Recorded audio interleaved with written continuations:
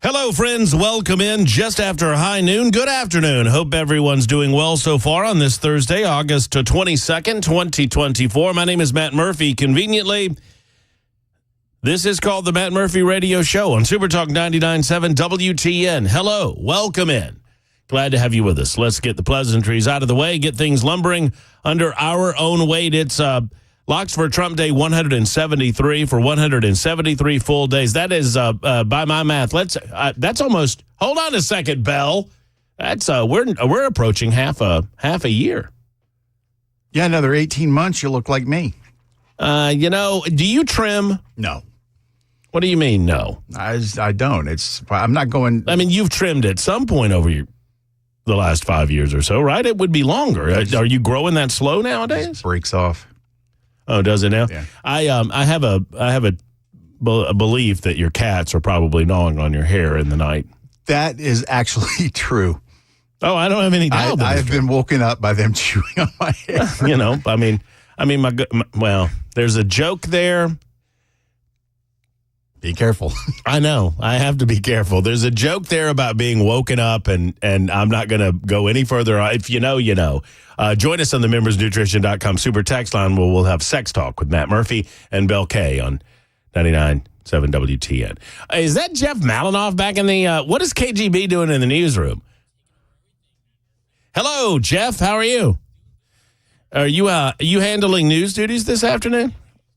Oh, well, that's excellent. It's good to see you branching out from your producer duties, branching out from your, you're doing a little bit of everything. You're a jack of all trades on this radio station, my friend.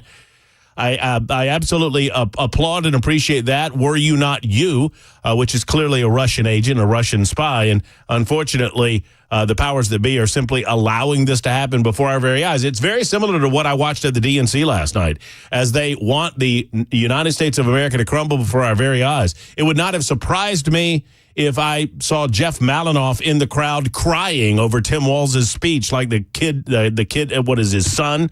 That was weeping over the speech last night. Anyway, good to see you, Malinoff. I will try to be nice to you on the KGB front as you attempt to deliver headlines to the masses. Unnecessary. What do you mean? To be nice to him? Yeah, that. There's been a lot of work into him just doing what he's told. Well, just abuse him, please. Well, I understand that. I just, you know what? It's not out of respect for Malinoff because there is none there, clearly.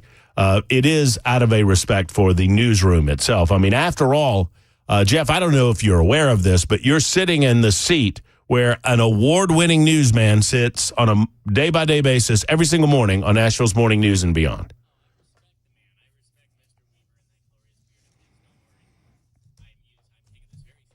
The glorious beard.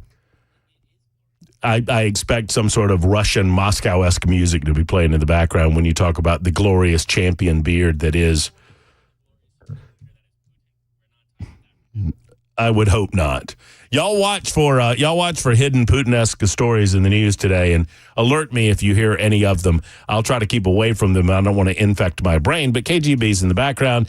He's making sure that headlines happen on the top and bottom of the hour, and anytime it breaks, he will break in. Okay, so it's episode 637. We'll get to the title of the episode in just a moment. I have an admission. So,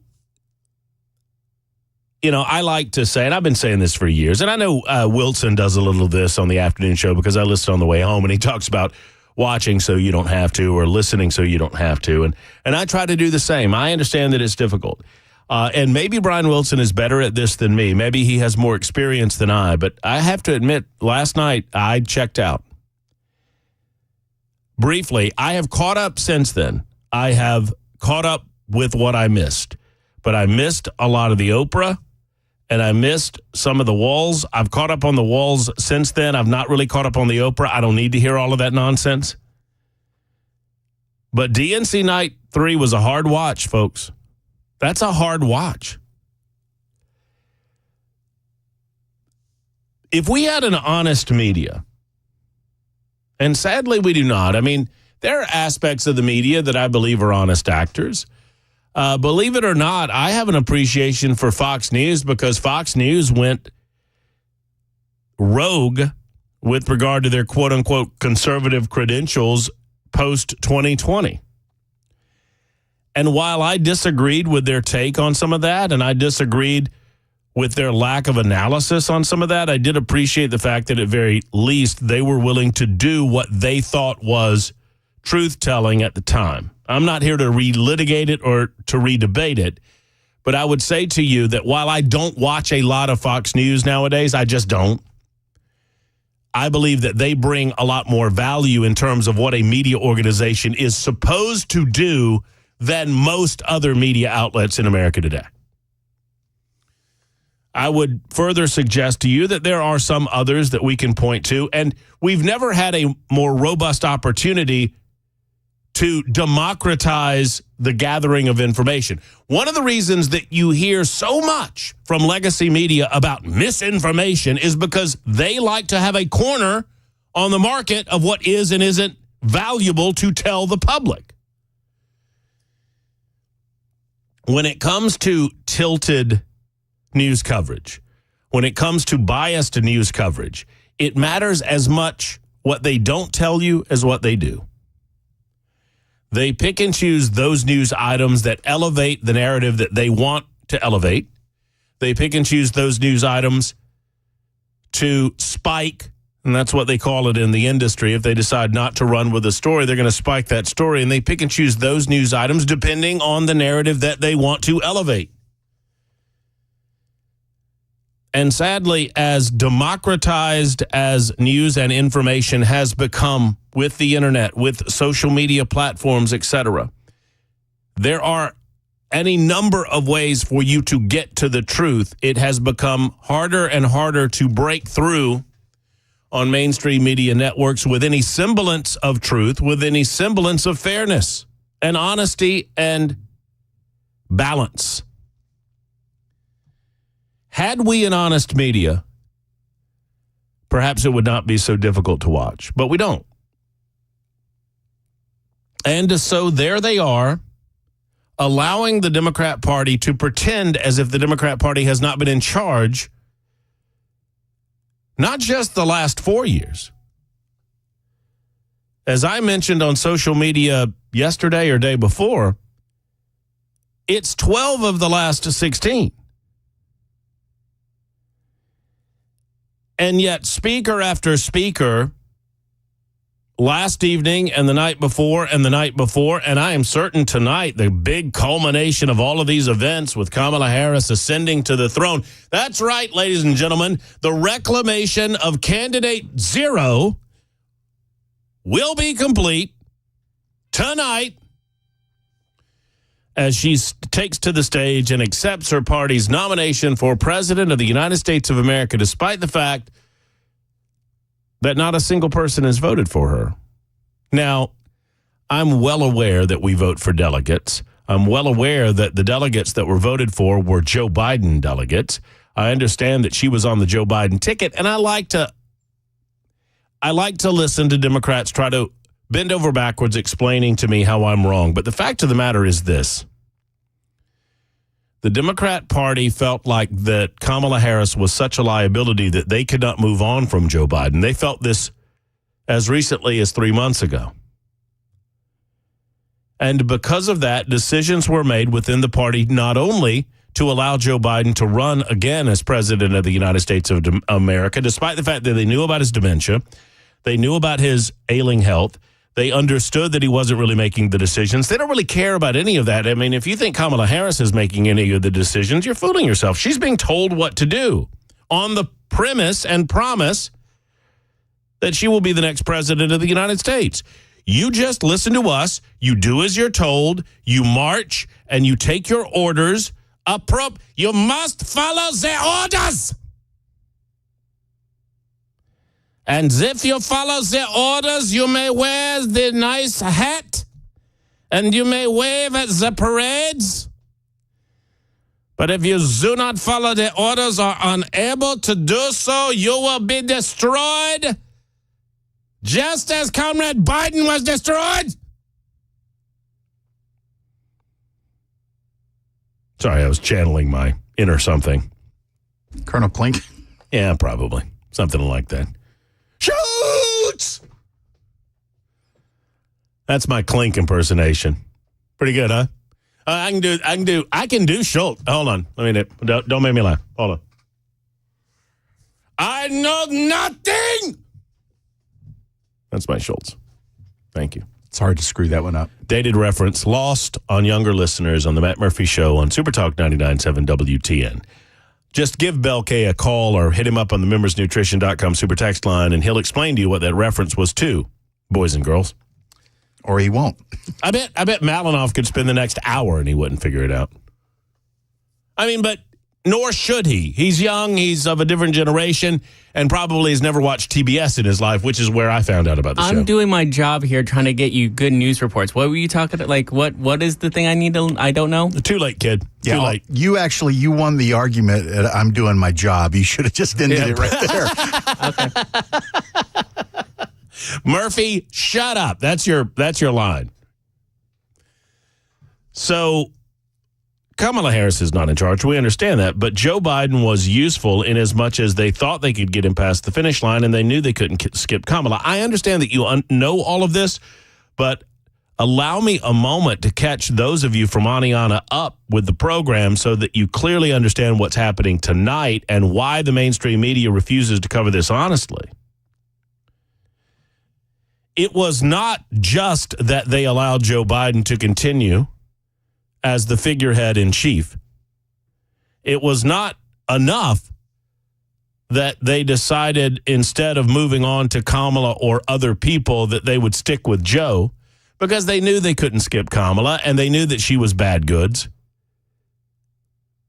They intentionally and on purpose disallowed anyone else of any note, of any worth, from challenging Joe Biden.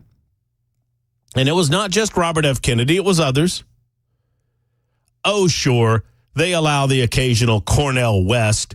They allow the occasional, what was his name? Dean Phillips, whomever that is. But they're not allowing real candidates to take on Joe Biden because Joe Biden is their puppet. And they know they can control him. Ultimately, Joe Biden became uncontrollable in the sense that, just imagine Joe Biden's bowels, and then you'll understand why he's so uncontrollable.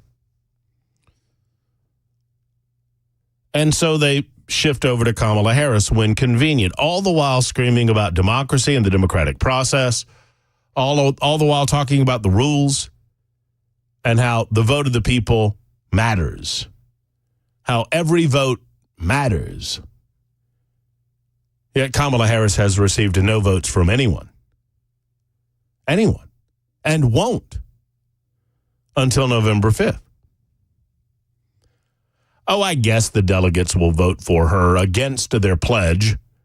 So if you want to count those delegates in these numbers, you can do so. But you understand what I'm talking about because you're the smartest listeners on planet Earth. And she selects a candidate that looks the part as her running mate. And he spoke to the DNC last night. It was a hard watch. But I have a breakdown for you of the things that you will not hear the mainstream media, the hashtag Never CNNs of the world, ABC, NBC, CBS, MSNBC, the New York Times, the Washington Post, for you readers in the listening audience. All of these organizations are celebrating Tim Walz for the wonderful Midwesterner that he is, for the common sense moderate that he is, and he's not a moderate. And he doesn't display a lot of common sense, at least as it pertains to his understanding of the Constitution of the United States of America, the role of government in the United States of America, what government should and should not be allowed to do in terms of American liberties and freedoms. But we've got you covered here on the Murphy Show, never you fear. And no, I don't care about Tim Walz's son and his outburst of tears. And I understand that there are emotional moments during these times, and I get all of those things. I am not worried about any of that. I'm not worried about Tim Walz's son. I'm worried about your son. I'm worried about your daughter. I'm worried about what Tim Walz is willing to do to subjugate the citizens of this country for his own purposes and for the purposes of the political party in which he serves. I don't think he serves Kamala Harris as much as he serves the Obamas and their political purpose to fundamentally transform the United States of America from a free market, capitalistic, representative republic into a socialist state. It is their plan. And part of the plan is to convince the American people that the other guys are the ones doing what they're doing. It is classic projection.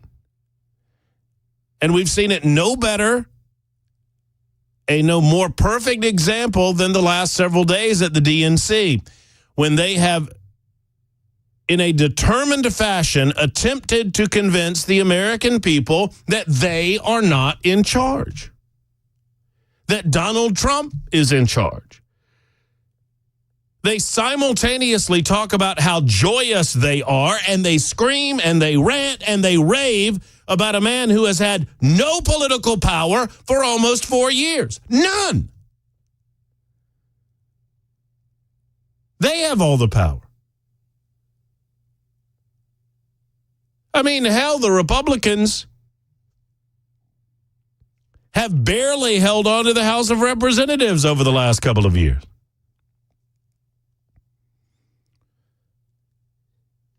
It is a central premise of the theme moving forward, and you'll watch it lay out in real time, that they attempt to convince the dumb people of the United States of America that they're not in charge.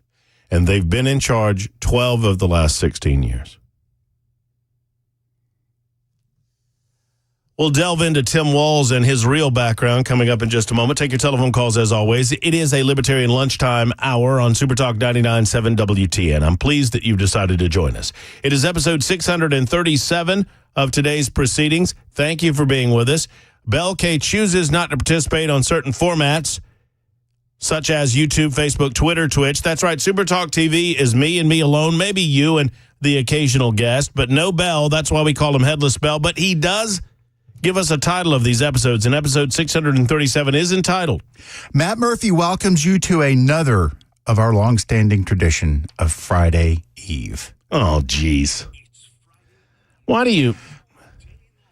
Am I not grumpy enough? Apparently, I'm not grumpy enough that Bell does that to me. And he thinks it's cute. Well, he thinks it's funny. Every time he does that, a puppy dies, and you know it. Apparently, I got tough enough skin that I can handle you being grumpier. Look, all of you folks can enjoy your Friday Eve as much as you want. Just remember this. I've been telling it to you for a long time. Say Friday Eve to anybody and everybody you want, but every time you do it, a puppy dies. It's 24 after the hour on Super Talk.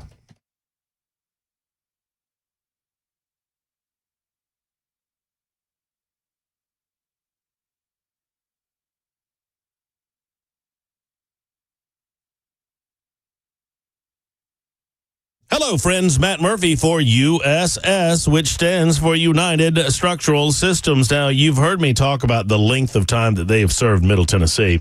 Really, Southern Kentucky as well. I mean, it's been 30 full years, friends. And since 1994, they've served over 25,000 fine residential customers like you, helping them save the home that perhaps is slowly but surely settling in an improper way that's going to cause damage to the home. Perhaps it's a waterproofing issue within your home, mold treatment, concrete leveling, whatever you might need in your home, they're there for you at USS. Plus, right now, the back-to-school offer is this, a 10% discount on any job over $2,500. They also have financing available, same as cash options, no payment, no interest for 1 full year. Now, this ends a little over a week from now, and obviously not to be combined with any other coupon or previously discounted quote, but I want you to get on this, man, because this is real savings. 10% of any job over $2,500. They have a free inspection program that they want to utilize to help you understand what is exactly is going on within your home. All you have to do is go to USSTN.com. That's USSTN.com to find out more, or give them a call and schedule an appointment today. 615-488-7855. 488-7855 for our friends at USS, United Structural Systems.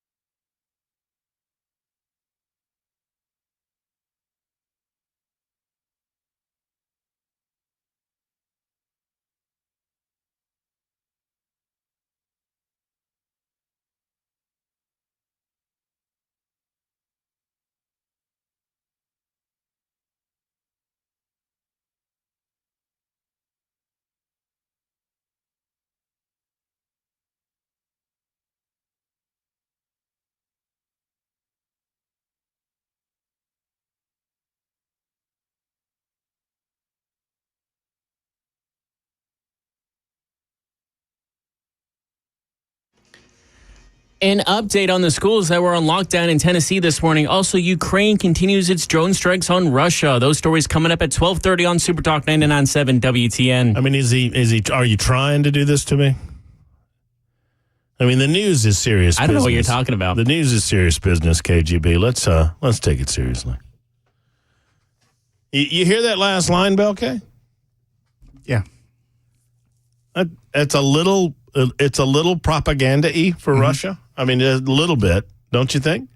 Yeah. Ukraine continues its assault on Russia. I didn't say it out loud, but when we did the open, I was thinking, I wonder how many pro or anti-Ukrainian stories we're going to hear in the news today. And by extension, pro-Russia. Sure. Yeah. Well, we'll keep account for you. There's the first of many, I'm sure. Hey, one thing I meant to do at the open also is I just wanted to say thank you to all the listeners yesterday for the birthday wishes on the text line. I was going to try to start acknowledging them, and it got to be so huge there was no way I could. That's Belkay's way of saying I almost started to acknowledge them, and then I decided not to. Because there was just too many. Well, there were a lot of those on the membersnutrition.com super text line yesterday, and a lot on social media last night. You see some of those? Yes, you posted happy birthday to me and came up. Tell why. Do you remember what I said? Because you said I would get mad which was not true. I only get mad when you make me do it when I have 15 other things going on. Mm-hmm. And then we got a lot of people wish me happy birthday on the X machine, as you call it. And your birthday present's coming tomorrow, by the way. I'm very excited. Very excited. Okay, well, I'm wearing last year's birthday present today. Are you now? Yeah. I didn't even think about that. That's nice. That's good stuff. Well, it's coming tomorrow. I know I'm late, but it snuck up on me. There's a lot going on. I think it's nice of you to think of me. Well, I think of you often, probably a little too often. All right, RFK's a nut. We'll get into that coming up a little bit later on, but and I would suggest this, just because he's right about some of the COVID stuff doesn't change the fact that he's a nut. However, he's a nut that enjoys about 4% of the vote, if you believe the polls.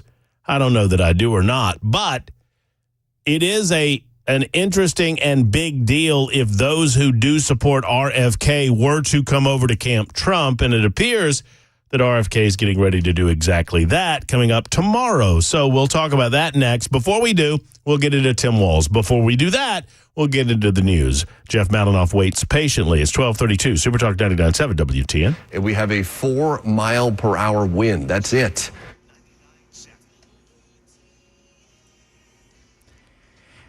It's 12:30. I'm Jeff Malinoff with your top stories. It's sunny and 82 degrees. A complete weather forecast coming up. Lockdown updates here in Tennessee reported by Channel 2 News. Metro Nashville Public Schools spokesperson Sean Berested said Gower Elementary School in Davidson County was placed on lockdown following a threat that was received by the Metro Police Nashville Department. Officers responded to the elementary school, conducted a thorough search, and cleared the building shortly after. Officials said the school had since resumed normal operations and has transitioned from a lockdown to a lockout, meaning students are allowed to move freely, but visitors' access is restricted. A Channel 2 News crew captured families at the school picking up their children up early for the day. Meanwhile, law enforcement in Wilson County responded to the Watertown area Thursday morning after a threat was reported through a chat line. Wilson's County Schools ensured parents that no active threats were found at all school grounds, and they were all thoroughly searched. Authorities are reporting investigating the incident as potential swatting. The threats also affected operations in Robertson County. According to school officials, there were a report of threat that resulted in safety procedures being implemented. According to Steve Sorrells with Robertson County Schools, local law enforcement received a report of suicide ideation with a weapon in the parking lot of Greenbrier Elementary School. As a result of the threat, the school was placed on a hard lockdown procedure, and 2 other schools nearby went to a soft lockdown as an added precaution. News in Ukraine. Ukraine carrying out a series of drone strikes inside Russia for more than a week. ABC's Patrick Reveal overseas with more. President Zelensky today visited that border area with Ukraine's top commander. He said that Ukraine is still making some advances there and claimed to again take more Russian prisoners. Vladimir Putin, meanwhile, has accused Ukraine of trying to strike the Kursk nuclear power station, which is located about 30 miles from where the fighting is taking place. It should be said, though, that that claim should be treated with considerable skepticism. Instead, I think it's much more likely that this is an attempt to try and attract international criticism onto Ukraine. That's the latest news. Weather is next. I'm Jeff Malinoff, WTN News.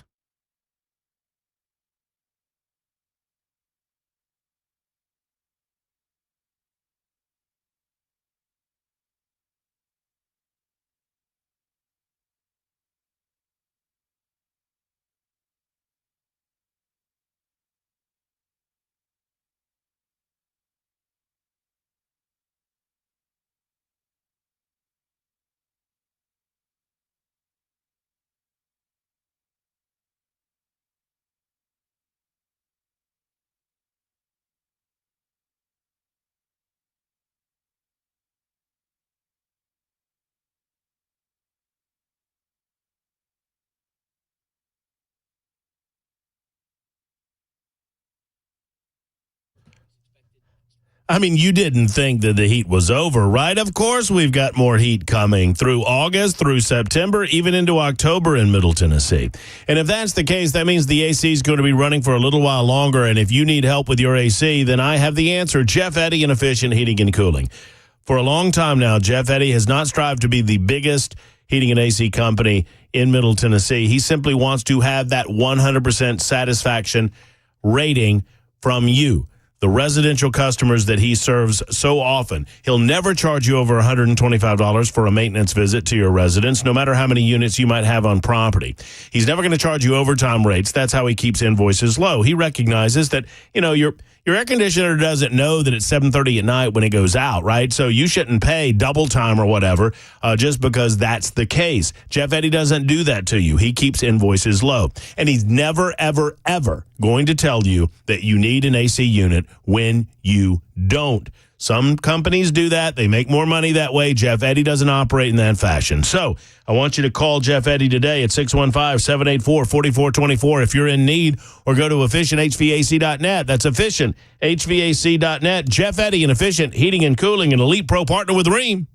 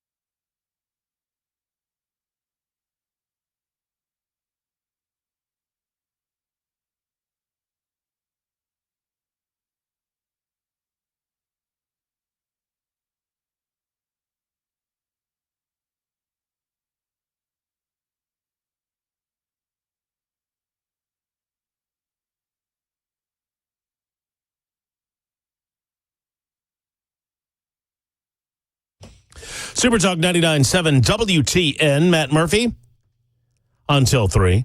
Hello. Thank you for being around. Do me a favor. Well, I actually have 2 favors to ask of you. No. I just thought of another one. 3 favors to ask of you. Number 1, tell a friend or a neighbor about the Matt Murphy Show on Super Talk 99.7 WTN. I certainly would appreciate that. I mean, just in conversation, have you listened to that Matt Murphy? Who's that? Oh, he's a guy on the radio. Oh, you never heard him? Oh, no. Well, you should listen. That's how that goes. Or it might go a little different. It might go, hey, have you heard this Matt Murphy? That disgusting POS racist evil guy? Yeah, that guy. Yeah, I listen to him all the time. I mean, that'd be good. Number 2, when you go over to Super Talk TV, and I hope many of you are over there looking at my long, luxurious locks, Super Talk TV on YouTube, Facebook, Twitter, Twitch, do me a favor and like and subscribe us as you're over there.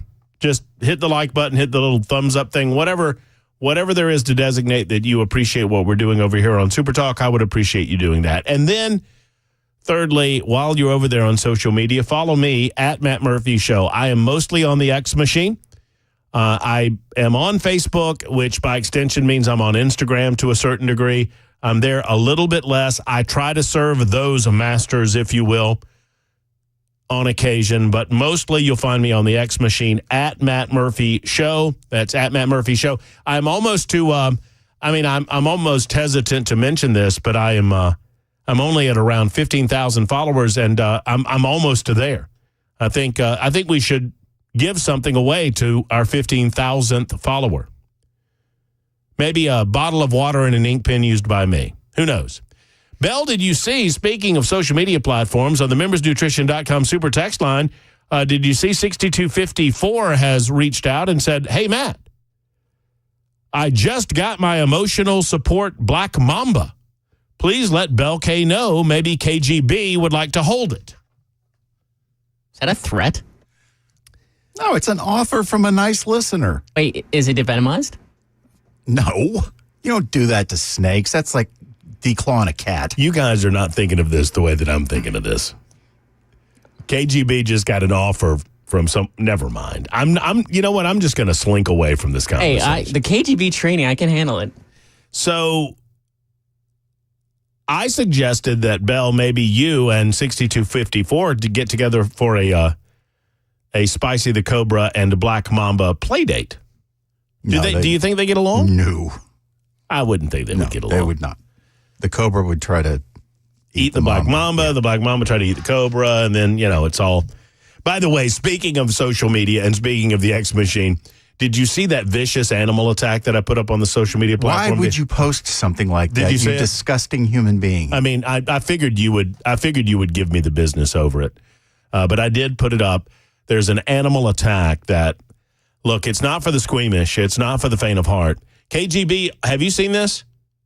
I have not. Go to my timeline and look down the timeline, and you'll know it when you see it. It is a vicious. I mean, Bell, how would you describe it? It's pretty bad. I mean, I would describe it as vile, but perfectly in line with your sense of humor. Okay. Well, I have seen this. It's pretty bad. It scarred me. Yeah, it needs to be. AI needs to be stopped. Well, I mean, it needs to be seen, though. I mean, we need to know that these types of things are going on. Does that need to be seen, though? I would. We can. Hey, look, reasonable people can agree to disagree, but I would suggest that we need to see these types of things. I want to be able to sleep tonight. Well, I mean, if you're going to watch this, just understand you probably are going to be scarred emotionally in the aftermath of it. Just go over to @MattMurphy Show. That's @MattMurphy Show, and find out more. Is now a good time? Should I do this in the Libertarian Lunchtime Hour? Should I tell you about my visit with Phil Williams the other night? Did I tell you about this? No, you have not. Where the hell did this come from? Was this at the broadcasters' dinner? Yes, it was. Yeah, let's hear it. I got to know this. I actually have to give Williams credit for throwing a line that I thought was pretty funny. So we were at the Tennessee Association of Broadcasters Awards, and they were nice enough to nominate us for a couple of awards. Of course, Ken Weaver won for Best Large Market Radio Newscaster. Ken, myself, and Pamela Furr won an award for Best Reporting of a Breaking News Story. This was our reporting of the tornadoes that happened on December 9th of last year. We came on air and did live continuous coverage for the better part of 5 hours that night, and they were nice enough to give us an award for that breaking news coverage. We don't do it for that award. We do it for you, obviously, but it is nice to be recognized. I mean, that's nice. I mean, that's just honest. Dan Mandis was up for an award last night or 2 nights ago, and I came in second place. I mean, he was just right there at it. And there were a couple of others in our Cumulus family. Our sister station, is it Q92? I'm embarrassed. It's 92Q. 92Q. I knew that I transposed that. Kenny Smooth over there won for his morning show. So it was a great night. Good night had by all. But there was a lot of different awards being given out. And Williams wins an award for his Hate Comes to Main Street campaign, which was a story because of me. Now, Bell, you're my arbiter of truth oftentimes when I tell these stories. I don't want anyone to feel like I'm engaging in puffery. But we did an interview with Gabrielle Hansen. I do not believe that Phil Williams knew who the hell Gabrielle Hansen was until we did that interview. Well, you certainly brought her to light.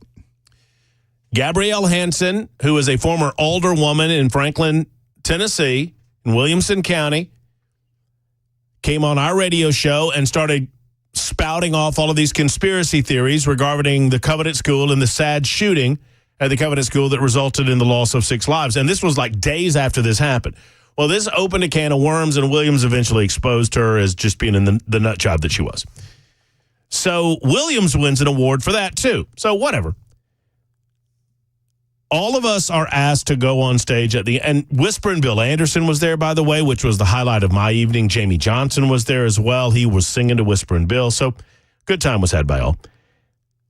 At the end of the evening, we're asked to go on stage. To all those that won awards were asked to be on stage so that we could take a group photograph of all of the award winners. And I made it a point to position myself, because I'm a chaos man, I made it a point to position myself near Phil Williams.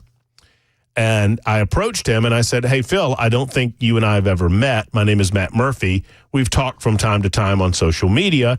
Just wanted to congratulate you for winning my award. And he said, what?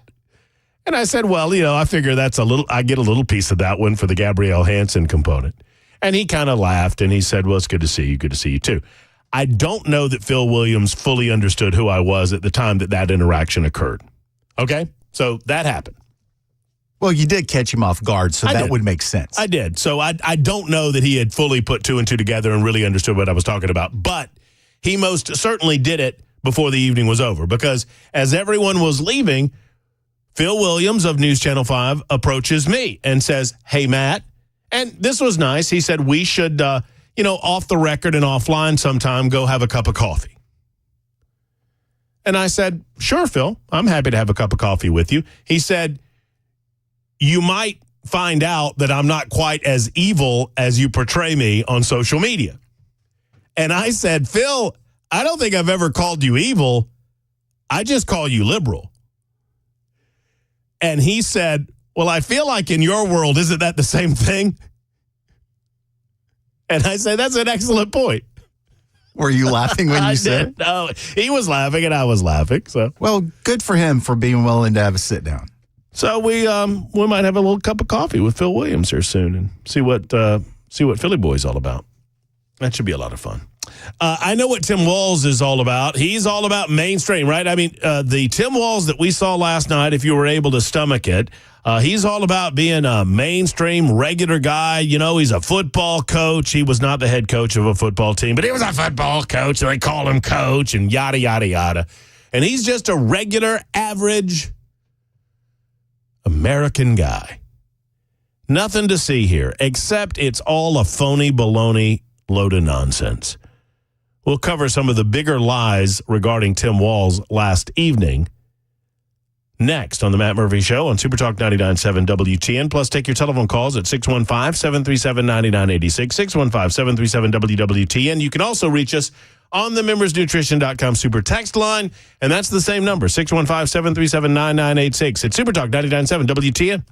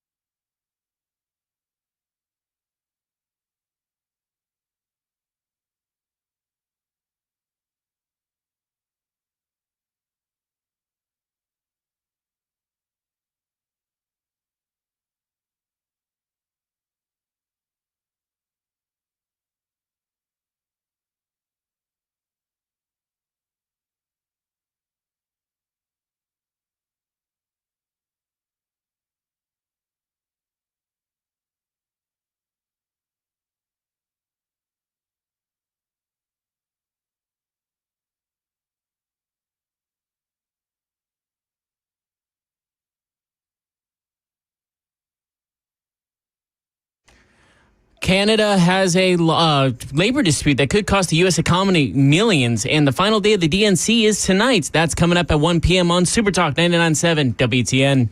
Thank you much, Mr. Malinoff. It is 56 minutes after the hour. Super Talk 99.7 WTN. Your telephone calls appreciated. If you've got any thoughts on the DNC so far this week, I know you just want it over with. 615-737-9986. I mean, I don't believe they've made it through the week without the proverbial bloom falling off of the proverbial rose with regard to all of this quote-unquote Kamala momentum that they claim to have. I mean, hell, Bill Clinton could not properly pronounce her name last night, which I've been told makes you a racist. As I mentioned last evening on my social media platform, at Matt Murphy Show, he continuously referred to her as Kamala,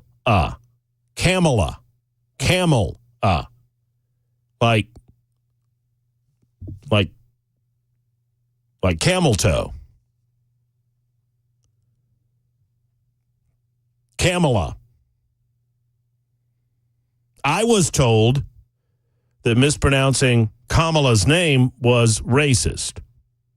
Now, I understand some of you enjoy mispronouncing her name because you have been told so many times by these morons in the mainstream media that any mispronunciation of her name, which can be easily mispronounced, ask Bill.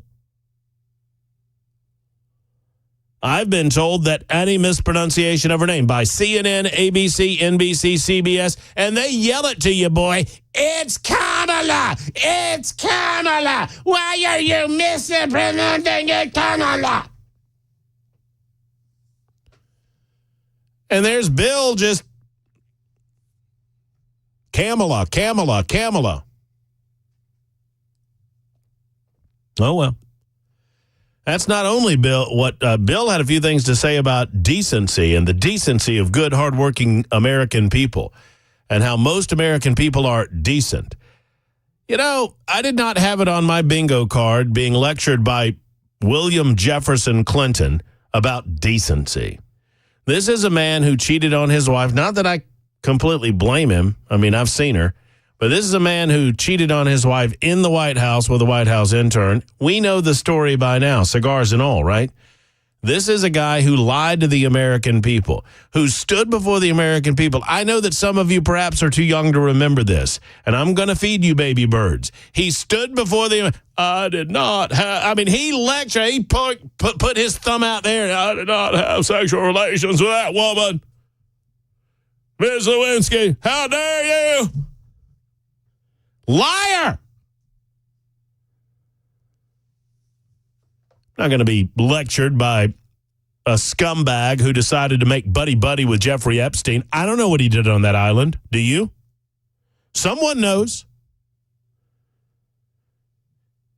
And there he is lecturing me and you about American decency. Kamala. Say it right, Bill. Oh, sorry, John, you're right. I did not have sexual relations with that woman. It really depends on what the definition of is. You know what I'm saying? Ask Juanita Broderick how decent a man Bill Clinton is. Maybe you should put some ice on that. That's what he said to her. Because she had a busted lip after she says he raped her. 2 more hours coming up. Super Talk 99.7 WTN.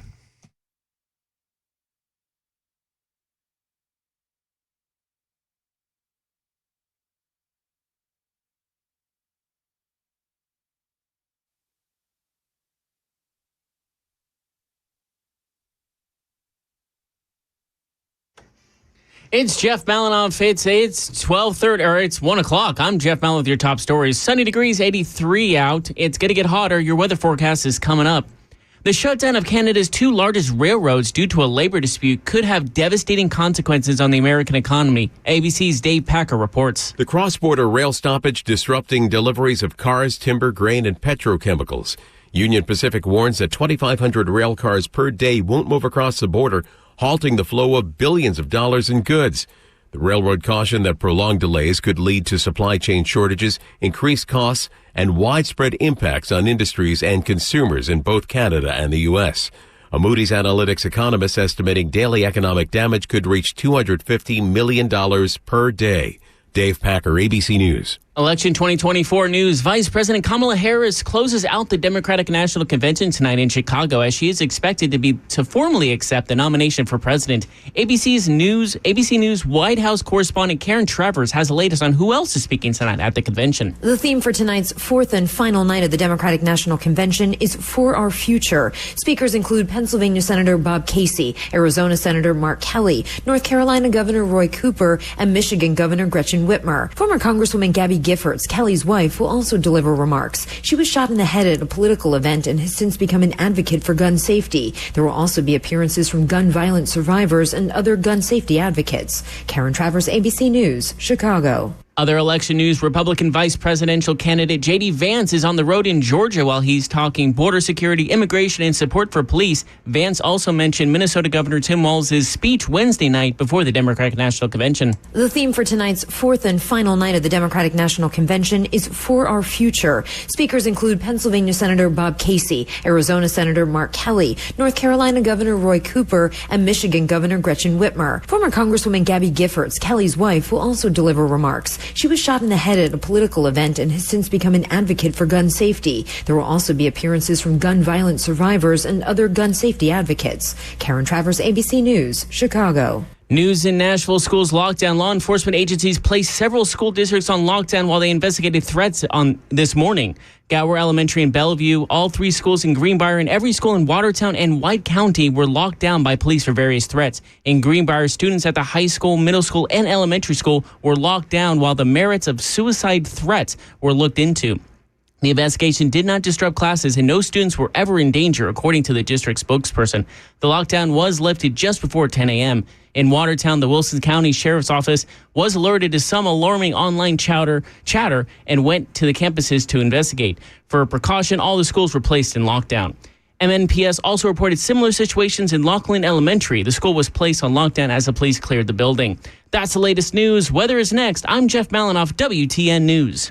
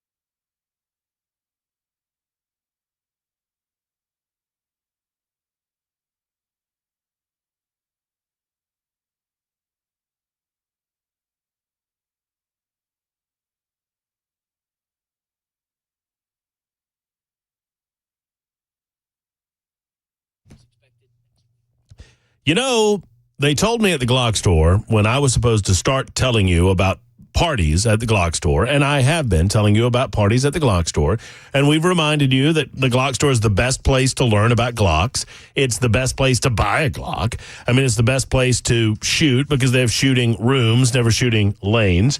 It's the best place to compete, and you know all of these things because we've been talking about it for a long time.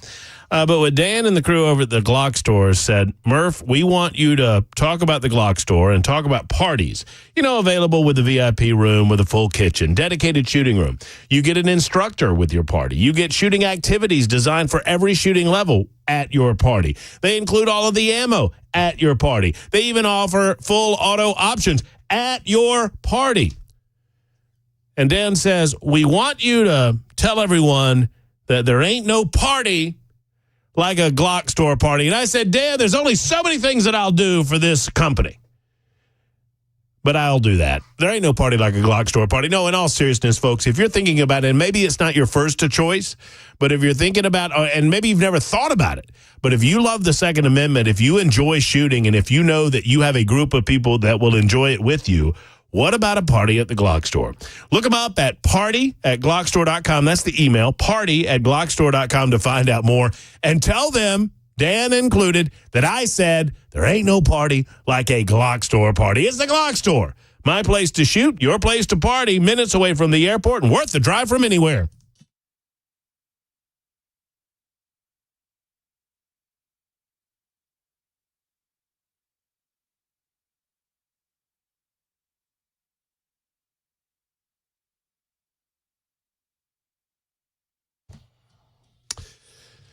.107, good afternoon. Welcome back, Matt Murphy and the Matt Murphy Radio Show on Super Talk 99.7 WTN. We're getting some preview into what we expect Kamala Harris to speak on tonight as she accepts her party's nomination to be the Democrat nominee for President of the United States of America. Really hasn't... I just don't feel like, and maybe I'm biased, that the DNC has hit in the manner that they've wanted it to. There have been major disruptions outside of the party. There have been major disruptions outside of the convention hall. There are sit-ins going on right now. Hey, we have three of our own that are up there today. Have you seen this, Belle? Guess which three Tennessee politicians are present and accounted for at the Democrat National Convention for the events for the proceedings tonight? Gloria Johnson. Yeah, that's one. And Justin Jones. That's one more. And Justin Pearson. That's the third one. No, that's no right. Steve Cohen? Well, I mean, I haven't seen Steve Cohen. I mean, maybe he's up there. I don't know. He's the only other prominent Democrat that could decide to make an appearance. I mean, you know what? Now that I guess J.R. Clemens down there in the General Assembly. I'm trying to think of Democrats in Tennessee.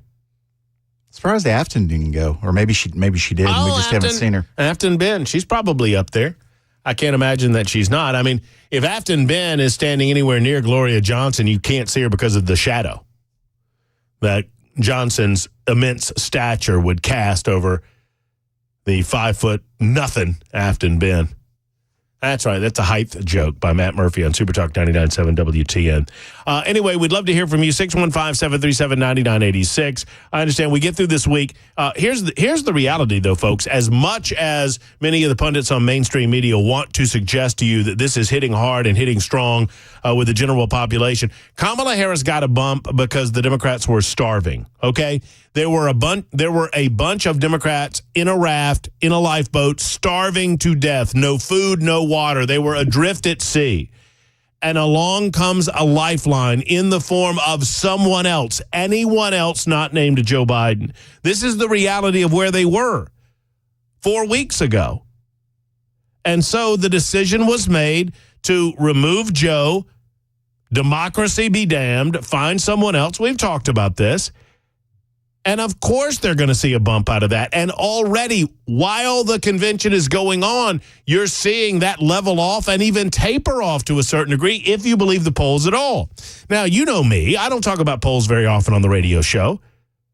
But I would note that as much as I believe them to be skewed, as much as I do not believe conservatives and Republicans sample in the same fashion as Democrats, and as much as I believe these mainstream media organizations use polls to push narratives, they're not getting what they want out of these polls. They wanted Harris at the end of the DNC to be up by 5 points. And she is, in most national polls, which is not the way we elect presidents, by the way. We don't elect any... No disrespect to my colleagues on Super Talk, and I'm not talking about Brian or Dan or anybody else, but I would suggest that when you're talking about national polls, remind yourself that that's not the way we elect presidents. National polls have no bearing on the election of a president of the United States of America. None. None. None. None. I cannot say it emphatically enough. Nationally, Kamala Harris has taken it doesn't matter. It doesn't matter if Trump's ahead. It doesn't matter if Kamala Harris is ahead. I get very animated about this. That is not the way we elect a president of the United States. You have 50 separate elections. And those electors are designated for the president of the United States of America, and then they eventually go and cast their votes. And that is how we elect a president. 50 state and there's territories, et cetera, too. These are separate events that are looked at separately. Now, where it does matter and where you can, some more than others, will dive into these numbers, and I understand why you would do this. You can talk about Michigan. You can talk about Pennsylvania. You can talk about Georgia. You can talk about, hell, you can talk about California if you want to talk about California. You can talk about Tennessee if you want to talk about Tennessee. Do those polls matter? Sure, because they let us know where those electoral votes eventually will end up. And it's all about 270. All about 270, baby. As I've been telling you, this election, in my opinion, I'm just one guy in a sea of opinions. This election will boil down to 5 states, Georgia, Pennsylvania, Michigan, Wisconsin, and Arizona, and roughly about 125,000 votes in those 5 states, split amongst those 5 states, will decide who will be the next president of the United States. Let us all pray God that it's not Kamala Harris, it's Donald Trump. Because Kamala Harris is a socialist. She was, here she is. Okay, I know. Yes, ma'am. I'm sorry. At least I'm pronouncing her name correctly, unlike Bill Clinton. Kamala. I was told that was racist. Bill just fell out of the coconut tree. Did he? What, give it to me. Let me set it up. So Bill's, Kamala, decency, Kamala, put some ice on that, decency, Kamala, cigars, hey. There you go. Thank you. Needed that. But let's, for a moment, before we get to what Kamala Harris is expected to. By the way, Bill Clinton also highlighted this other thing. I want to note this. I don't have it in front of me. I had it somewhere. I was planning on playing it for you. And I just noticed one of the mainstream media networks is highlighting this, where he pointed out that I'm 78 and I'm still younger than Donald Trump. Yeah, and we noticed that you look a hell of a lot older and you act a hell of a lot older than Donald Trump. Is there any suggestion that Bill Clinton has more energy than Donald Trump, despite the fact that he's younger than Donald Trump? Donald Trump goes out on the stump and extemporaneous. For better or worse, he talks for hours a day. He's going down to the southern border today. He's all over the joint, man. He can stand on a stage and command a stage for hours. Bill sounds 90. And he looks like, and I'll give a hat tip to the redheaded stranger on this. Remember that old stop motion animation with the Christmas animation? Santa Claus is coming to town. And there was Mr. Freeze. You know what I'm talking about? The old icicle guy. That's the way he looks. He looks like Mr. Freeze. He's all white and pasty and pale and thin. And of course, if you had to put up with Hillary Clinton for that many years, you almost forgive him. But he's standing on stage just rattling on, I'm younger than Donald Trump. One, you just kicked an 81-year-old candidate off your ballot. 14.5 million people went and voted for that dude. Number two, you look and sound older than Donald Trump. Don't know if you've noticed, but you do, despite the fact that he's older than you. And then there's Tim Walz. I will not belabor this because most of you already know these stories, but I just want to go over some of the lies being told about Tim Walz, or at least some of the lies that Tim Walz has told about his history over the years. And any honest mainstream media would highlight this. Any honest mainstream media would ultimately destroy this guy, I think. Tim Walz has developed a reputation as someone who cannot be trusted to tell the truth about his own life story. The Biden-Harris administration knew that at the time that Harris was looking for a running mate. And I want to give you a couple of examples of the deceptions that we're talking about. Now, we have much discussed the stolen valor. I'm going to hold that one for just a moment. If you've not heard about the IVF deception, Tim Walz has enjoyed attacking J.D. Vance, who is obviously the Republican candidate for vice president of the United States. Tim Walz was credited as coming up with the J.D. Vance is weird meme. One of Walz's criticisms is that Vance, in June, voted against a messaging bill called the Right to IVF Act. The bill was intended to gain publicity for Democrats attacking an Alabama court decision, which has since been overturned, that declared frozen embryos to be persons. Obviously, it's now been reversed by legislation, and everything's right with the world in Alabama and across the United States of America. But Democrats believe that you should never let a crisis go to waste, and so they began preying on stupid people. Because of the confusion in the state of Alabama, because of their Supreme Court ruling, and because of the need to reverse that ruling with legislation, which the state of Alabama did, and IVF exists in Alabama as it did before the ruling, all of that's been repaired.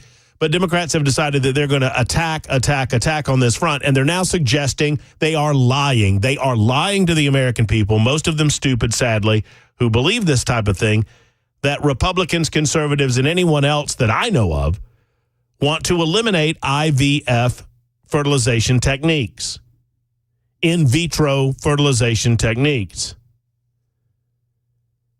Now, Vance supports in vitro fertilization. No state in the country bans in vitro fertilization. None. So he thought it was a stupid measure, and he voted against it in the United States Senate. Y'all with me so far? Am I making sense so far? So Alabama had the hiccup. The Democrats seized on it. They wanted to pass a messaging bill. No state in the United States of America bans any form of in vitro fertilization. None. And so this legislation was needless. It was a messaging bill designed to elevate the Democrats in their political prospects in the fall. And so J.D. Vance said, I'm not participating in this. I'm not voting for this. There's no reason to. One party sees a political advantage in drafting a bill that will never become a law, written for the purpose of embarrassing the other party, then attacks the other party for voting against it, which is what happened with IVF. So, Walz made hay while the sun shines and has been canvassing since he's been named as a vice presidential candidate. He's running around demanding that J.D. Vance answer to this no vote. And then in a highly personal way, Walz began describing himself and his wife and out saying that he and his wife used IVF to conceive. Now, up until the last few words that I just said to you, all of this is standard politics, right? I mean, this is what happens in Washington, D.C. It happens in Nashville, Tennessee, too. One party tries to pass a messaging bill. They know that it will do nothing, or it has poison pills in it that would create a dynamic by which the other party votes against it, and then they run against that vote. Oh, my goodness, I can't believe that these people did this thing, and it takes longer to explain what they did than it does to make the accusation, and so that political party believes that it's winning. But Walz turned this into something different because he has said, well, I'll read you the quote. In Minnesota, we respect our neighbors and their personal choices that they make. Even if we wouldn't make the same choices for ourselves, there's a golden rule. Mind your own damn business. Oh, we love saying that, boy.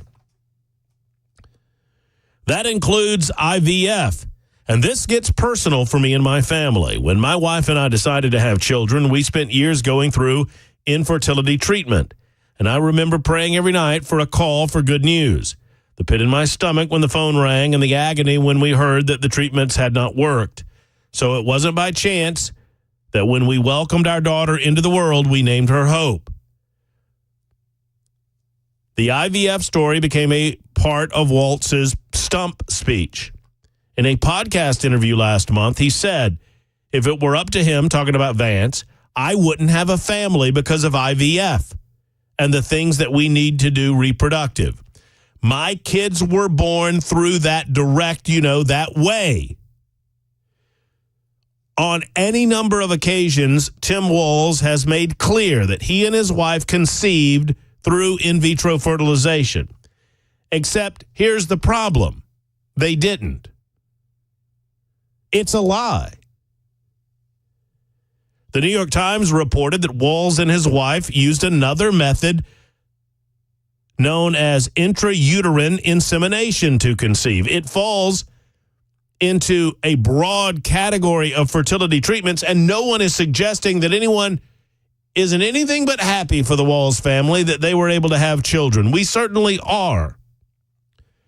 But there is a huge difference between what they did and IVF. Unlike IVF, IUI does not involve, that's ultra or intrauterine insemination, does not involve creating embryos, does not involve discarding embryos.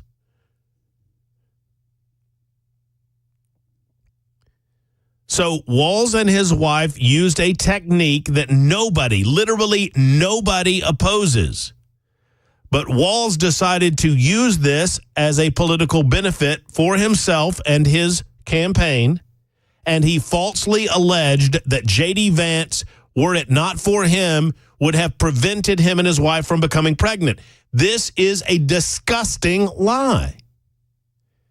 Now, maybe it bothers me more than it bothers some of you. I don't know. My grandpa taught me to not tolerate thieves or liars. And look at me. I got into the world of politics. How in the hell did that happen? I'm surrounded by thieves and liars. Maybe that's why. Maybe that's part of why. I don't know.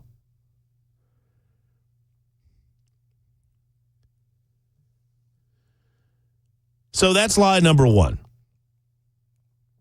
We'll get into two of the other lies that were told last night during Tim Walz's acceptance speech as the vice presidential nominee. Coming up in just a moment. It's 23 after the hour on Super Talk.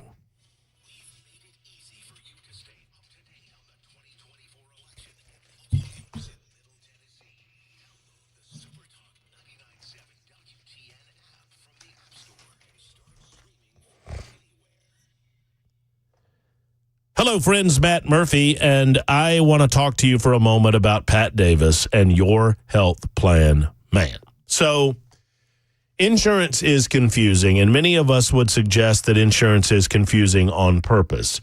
Sadly, a lot of times we have no idea what we're covered with and what we're not covered with. We have no idea what we're paying for or what we're not paying for. We just go along to get along, right? I mean, whatever our employer offers, that's a lot of times what we simply accept. What if I told you that there was a way for you to go over exactly what you have, what you're paying for, what you're not paying for? If you're uninsured right now, if you're on COBRA right now, or even perhaps more importantly, if you're covered by your employer and maybe it's costing you a lot of money or you're not satisfied in some way with your employer coverage, would you call Pat Davis and your health plan man? Allow him to go over your plan. Allow him to consider options available to you through him, because Pat Davis understands all of the insurance companies. He understands those X's and O's in ways that I couldn't possibly understand him, but I trust him. That's why I use Pat Davis and Your Health Plan Man with my family. YourHealthPlanMan.com. Go to his website. Find out more. YourHealthPlanMan.com, or call the man himself at 855-4PLAN-MAN. 855-475-2662, and find out if your health care coverage could get better, could improve through Your Health Plan Man.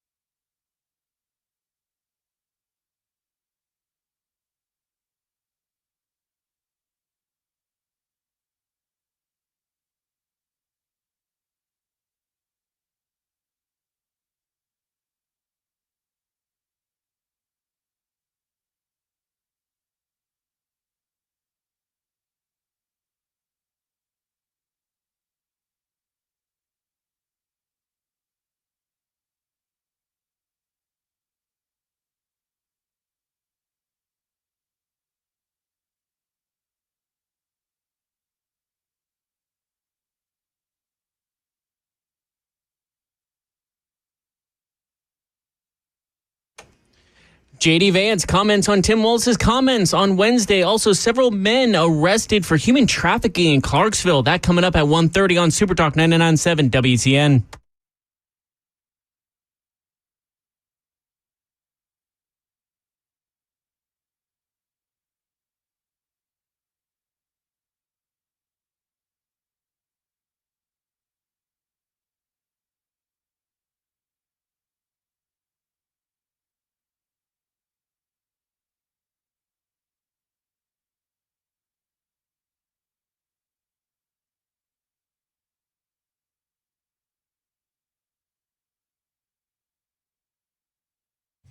Sorry, I was studying up on some film here on my social media platforms. My Music's bad. just going and going. I didn't know. I'm like, is he having a stroke in there? No. I was concerned as well. I was looking at something. You better concern yourself with the news, pal.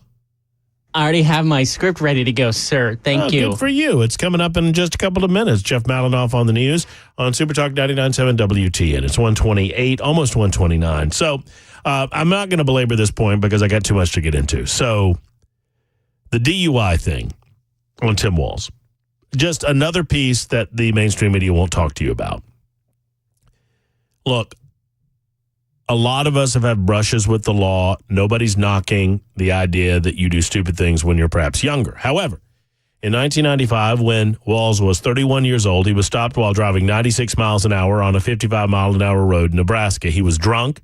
He failed a field sobriety test. Police officers took him to a local hospital for blood alcohol concentration test, which measured 0.12, which is well above the legal limit. In court, Walz pleaded guilty to a reduced charge of reckless driving and paid a $200 fine. 11 years later, in 2006, Walz ran for Congress. Republicans dug up the old arrest, as you would expect them to do. Walz denied that he had been drunk. In 2006, on CNN, he said his campaign repeatedly told the press that he had not been drinking that night. He claimed he failed a field sobriety test due to a misunderstanding related to hearing loss from his time in the National Guard. The campaign also claimed Walz was allowed to drive home from jail that night. None of that is true. None of it. Walz got away with it for 12 years until he ran for governor in 2018. The issue later resurfaced. More coming up on this in a moment. It's 1:30. It's time for the news on Super Talk 99.7 WTN.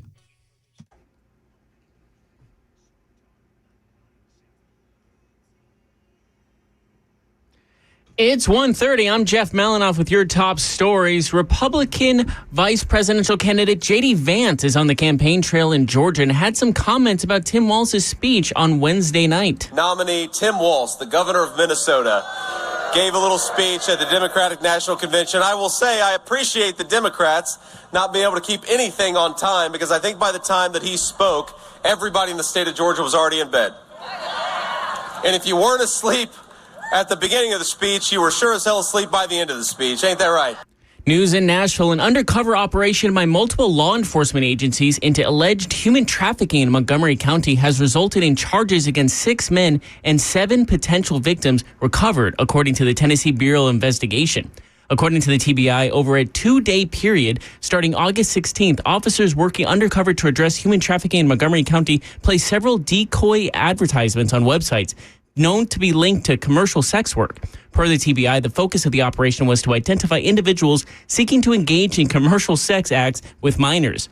Also in Nashville, after a bomb threat caused an early dismissal at White County Middle School on Tuesday, a student was detained, according to a letter penned by the director of schools. Law enforcement was notified of a potential bomb threat, and a lockdown was initiated to allow deputies to investigate. A student was detained, and law enforcement deemed the threat as minor. That's the latest news. Weather is next. I'm Jeff Malinoff, WTN News.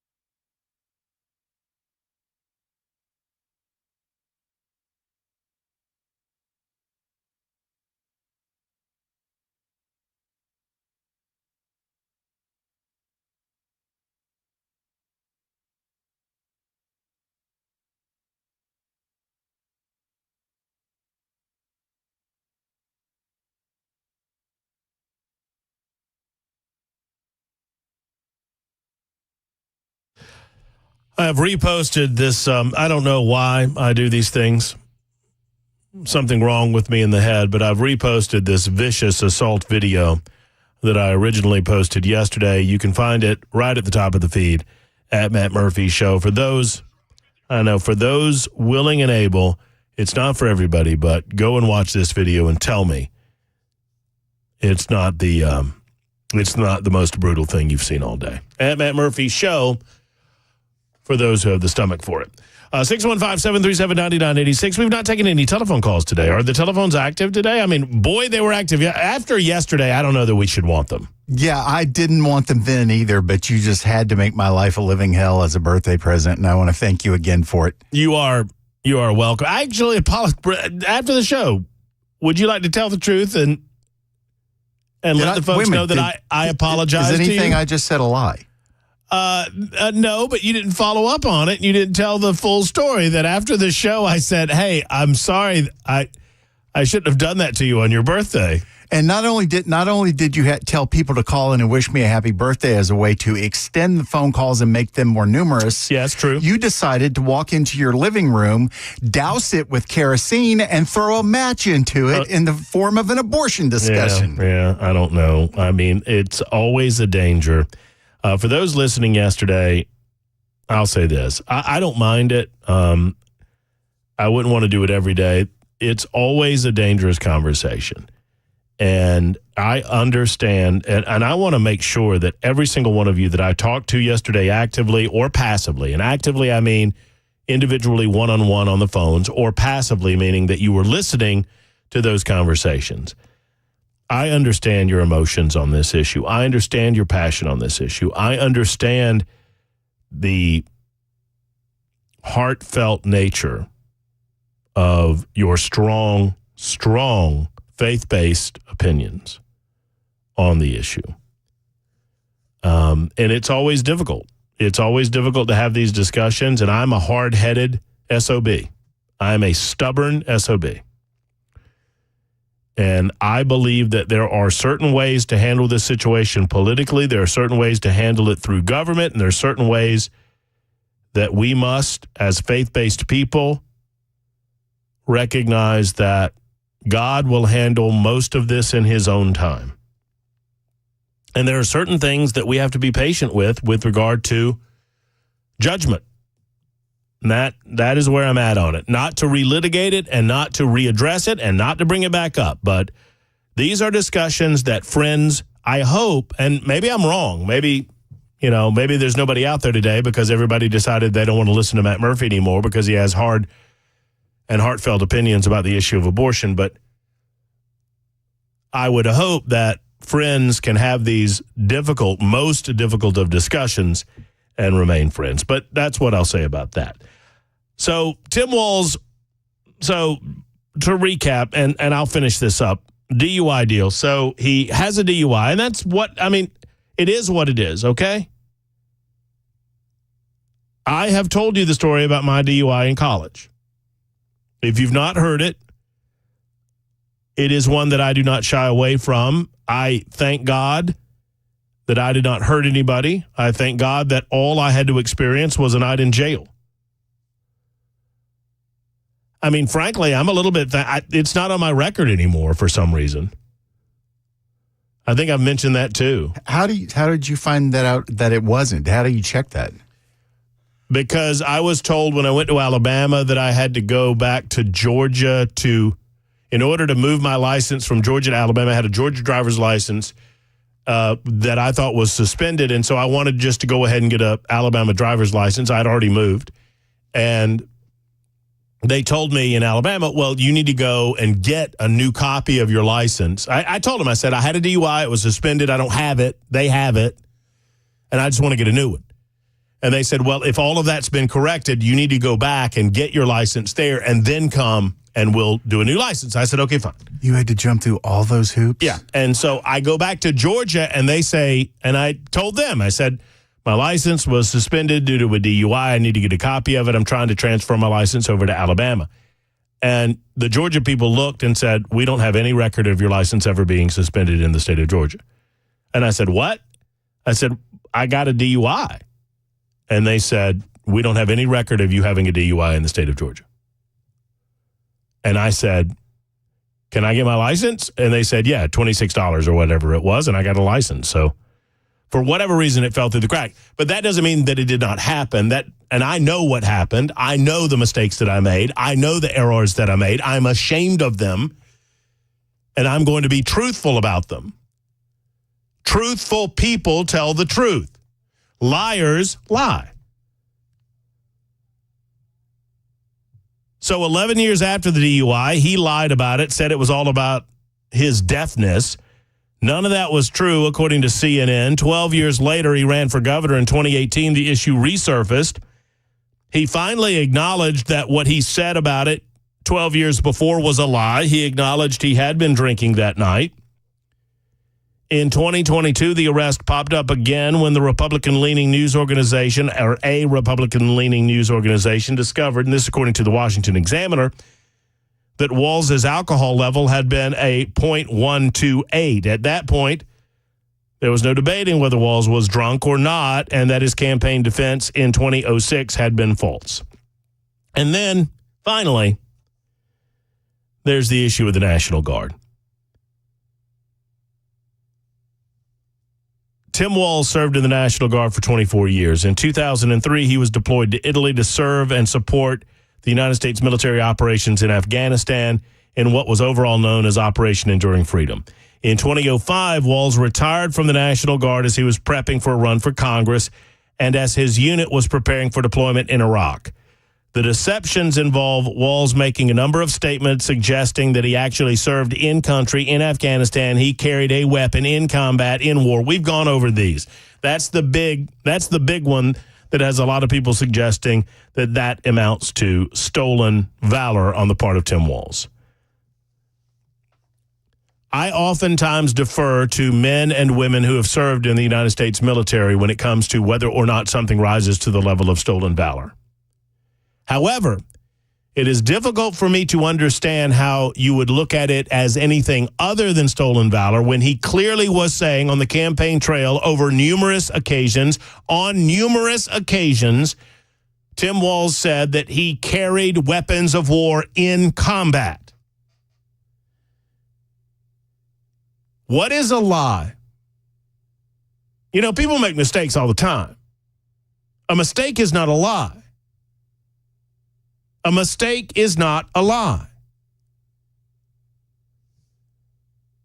A lie is something that you know is not true at the time that you say it or at the time that you write it.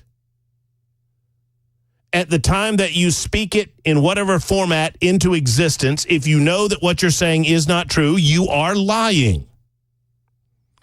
Tim Walz knew when he said, these are the types of weapons that I carried in combat. He knew that he had never carried those weapons in combat. And therefore, that is a lie. And most of my friends within the military or those that have served have suggested that lie, which is clear, amounts to stolen valor.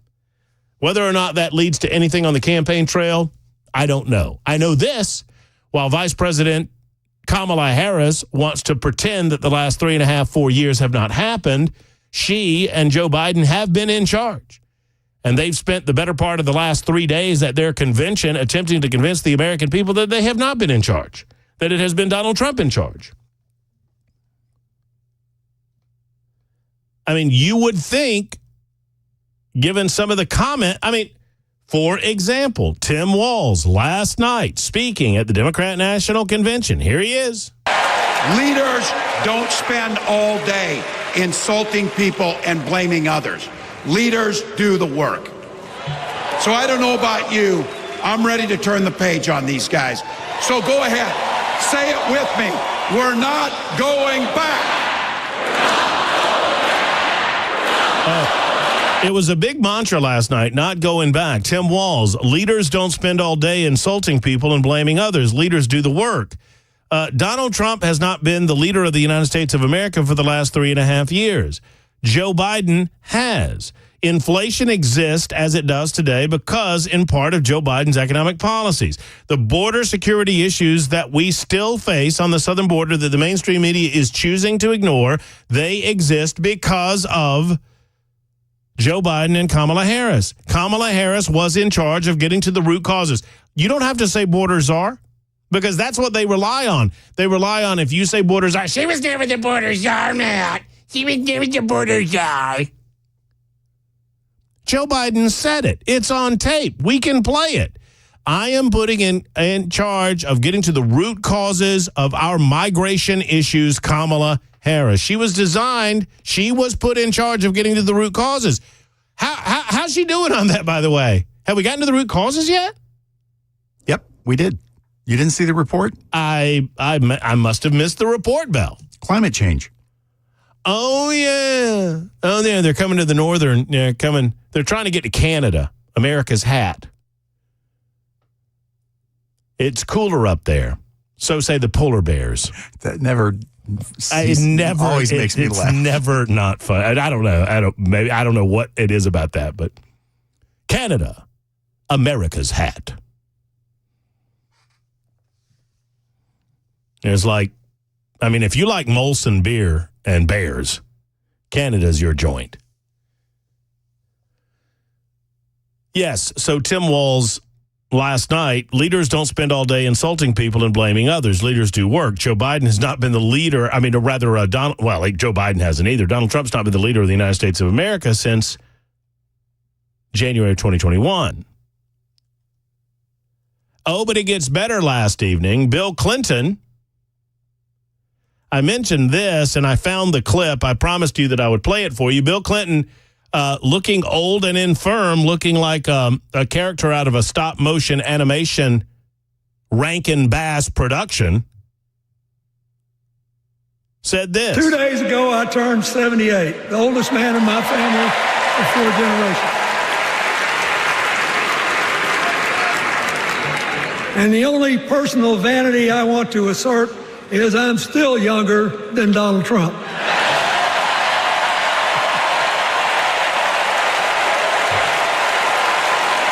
Last night. I don't understand why they got so much applause. Bill Clinton, normally you would find crowds that would applaud accomplishments. If Bill Clinton got on stage and talked about balancing the budget along with the Republican Party that was in control of the House of Representatives during his last several years in office, then maybe we're on to something. If Bill Clinton stood on stage and received robust applause talking about welfare reform that we saw passed during the latter years of his presidency, a welfare reform that insisted that if you don't work or actively seek work, you don't receive welfare, something the Democrats have kind of, I don't know if you noticed, gone away from over the past 20 years or so. If Bill Clinton wanted to stand on stage and tout that as an accomplishment, I can fully understand why someone would applaud that. Why would someone applaud someone else's birthday? You had nothing to do with that. Oh, by the way, your boy is 81 years old. That would be Joe Biden. Number 2, Donald Trump clearly has more energy and vitality than you do. Say what you will about Donald Trump. You can even ding Donald Trump on his physical fitness. But my goodness gracious. Even CNN's not buying it all. Bill Clinton makes me think about my dad in Western Kentucky. When I was growing up out there, my dad and all the other guys like my dad, blue-collar guys, they love Bill Clinton. Mm-hmm. All Clinton guys. And now, my dad and every single one of them that I know, all Donald Trump guys. When I see him come out here tonight and I think about the audience in this convention, I think the Democratic Party did once have a bunch of people who Bill Clinton would appeal to. I think they're gone. I think the people who... Scott Jennings, who is the best thing going on #NeverCNN, is exactly right here. Bill Clinton represents an example of Democrats with a little bit of sanity. A little bit of sanity. I voted for Bill Clinton in 1992. That was the first presidential election that I voted in and the last Democrat that I've ever voted for. Last Democrat I've ever voted for in my life was 1992. I saw better by 96. I did not vote for Bob Dole in 96. I sat out. But then by 2000, I was all in on George W. And all in on talk radio, by the way. And then off we go. But Scott Jennings is exactly right. If anything, I hope that for those who manage to watch, who are middle of the road or on the fence, if you live in Arkansas, you recognize how far away from the basic principles that Bill Clinton espoused back in the day the Democrats have truly gone from.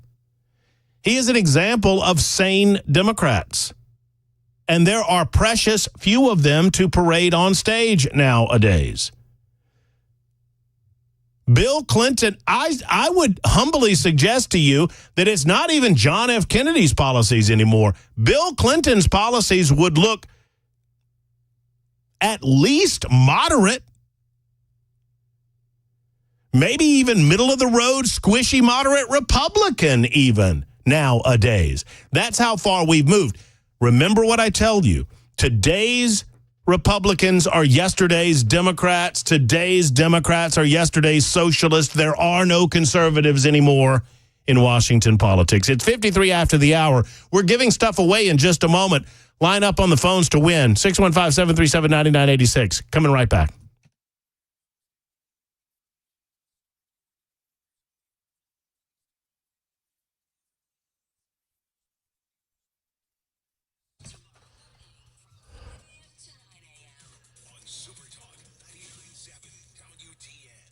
Hello, friends. Matt Murphy for Tennessee Men's Clinic. Tennessee Men's Clinic has been serving our community for many, many years now, since 2014. That's well over 10 years by now. They've had an office in Midtown Nashville, and Evan Bass and his team of urologists have helped men just like you get to the bottom of issues involving your energy, your motivation, or your drive. Whether that manifests itself in the gym, perhaps you just don't have the energy to do the work that you used to do. Maybe it's yard work, maybe it's personal projects, or maybe it's bedroom activity. Whatever the reason might be, friends, it's time to get to the bottom of this with the Tennessee Men's Clinic. They now have 2 locations. They've recently opened one in Cool Springs. They would love to see you. Schedule an appointment today. Men, don't wait on this. Let's get to the bottom of why you don't have the energy you used to have with the Tennessee Men's Clinic. Go to TennesseeMen'sClinic.com, TennesseeMen'sClinic.com, or call 615-208-9090, 208-9090 for Tennessee Men's Clinic.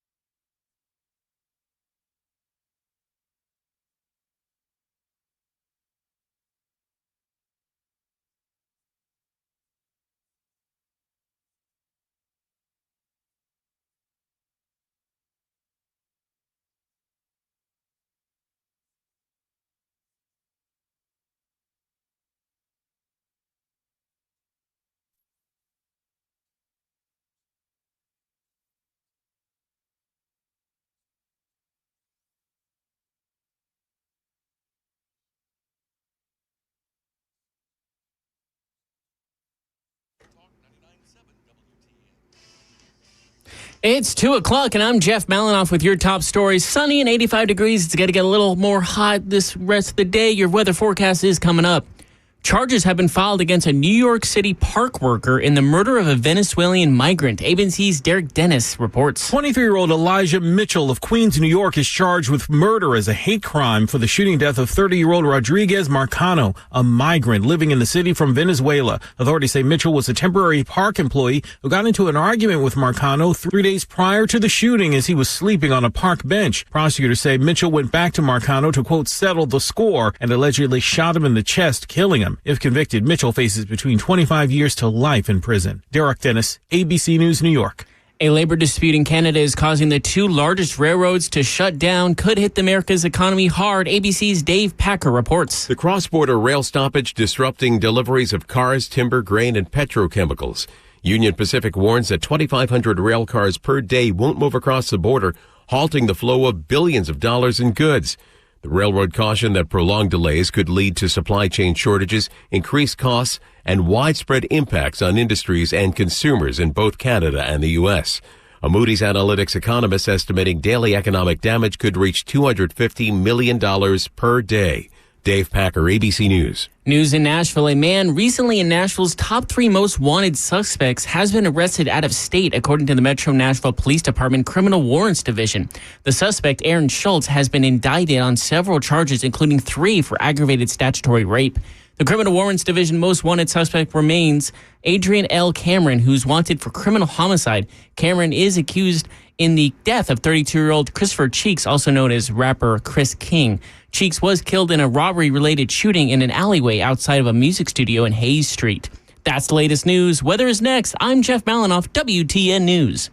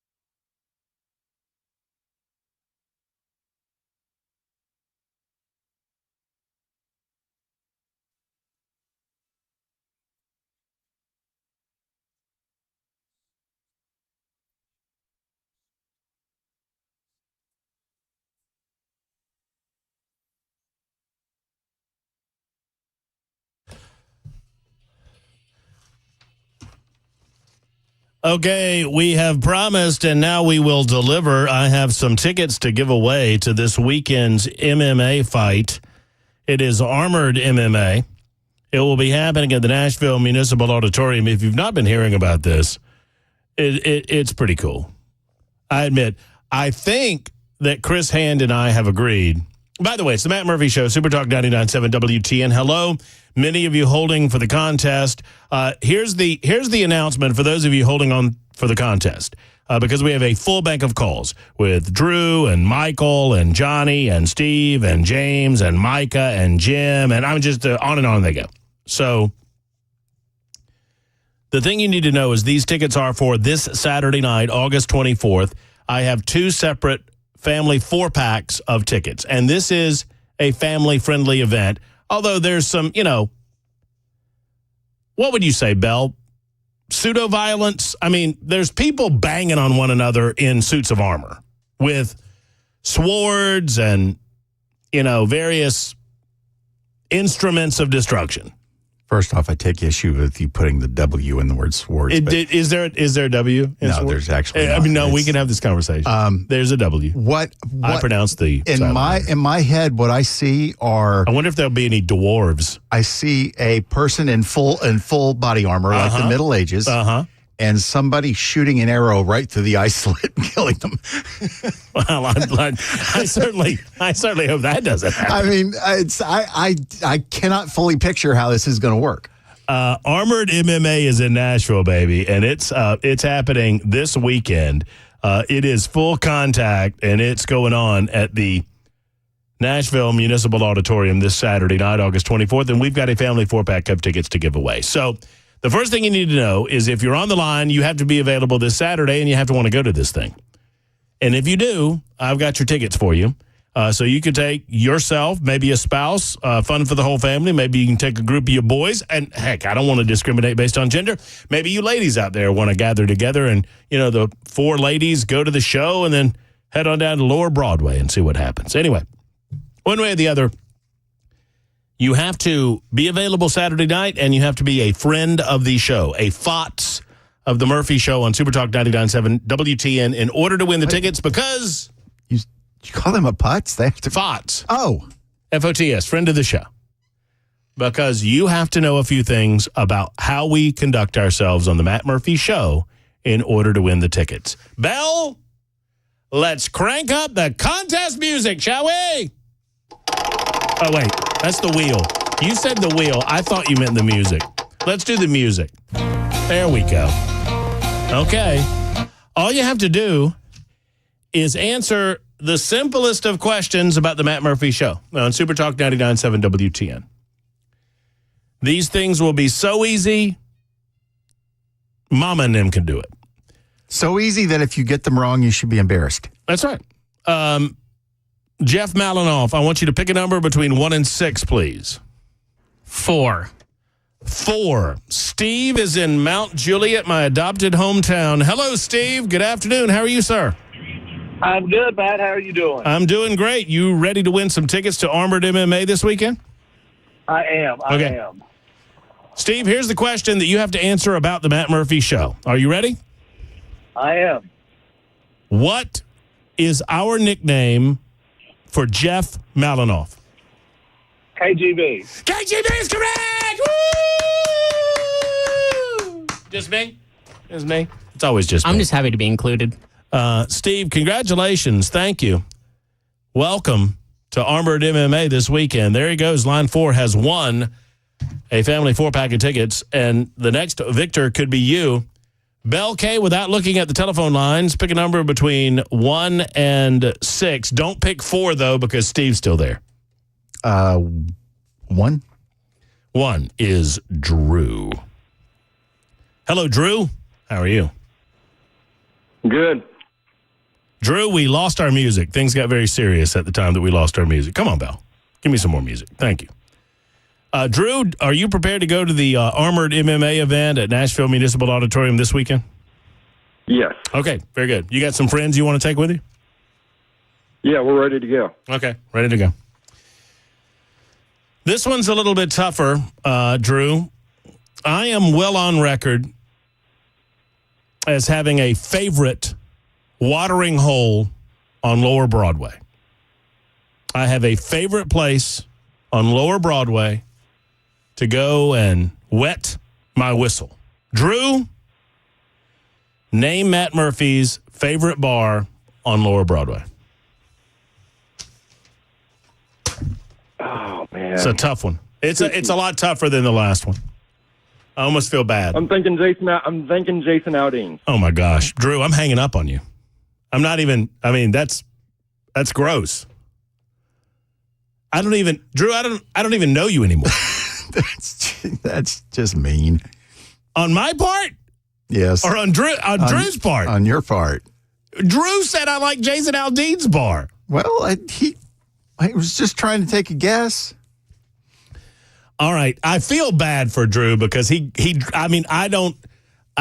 have a list of questions and just the next question, and that was the toughest question on the list. Okay, are we going to the next person with the same question or a new question? It's a new question. Okay, so what is your favorite watering hole on Lower Broad? Well, I might have to circle back to the old question if nobody gets any of these questions right. Well, come on, you can't tease us. I'll tell you. All right. Eventually. Okay. See, that's why I know that it's too hard of a question. Although I've said it numerous times on the radio, I don't think you know. I don't remember, no. Okay. That's the problem. See, it was too tough. Drew, you got screwed, and there's nothing I can do about it. There's zero that I can do about it. But may we be on record, Drew, if you're still listening, you got completely hosed by the show.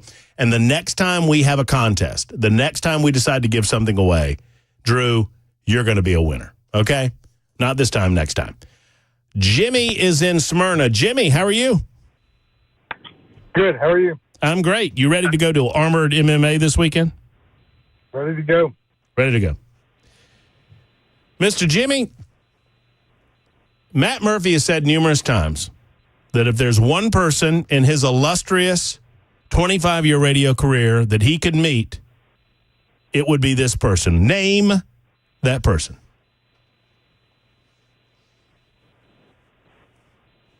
One person in the entirety on the face of the planet that I could meet. I'll give you a hint, Jimmy. I have been on record as saying that this person is the finest person walking the face of the earth. You got me. Well, no, Jimmy, it's not you. I mean, Jimmy said it's not you, Jimmy. It's not.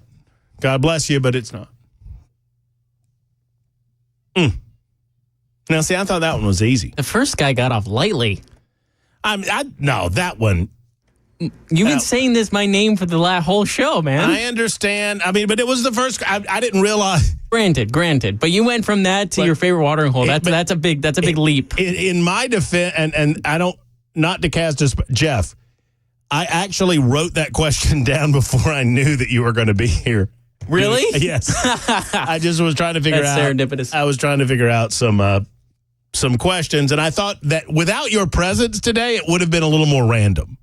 That makes sense. You know what I'm saying? Okay, so we're going to go to Micah on line 6. Hello, Micah. How are you? I'm doing fantastic. How about yourself? I'm doing well.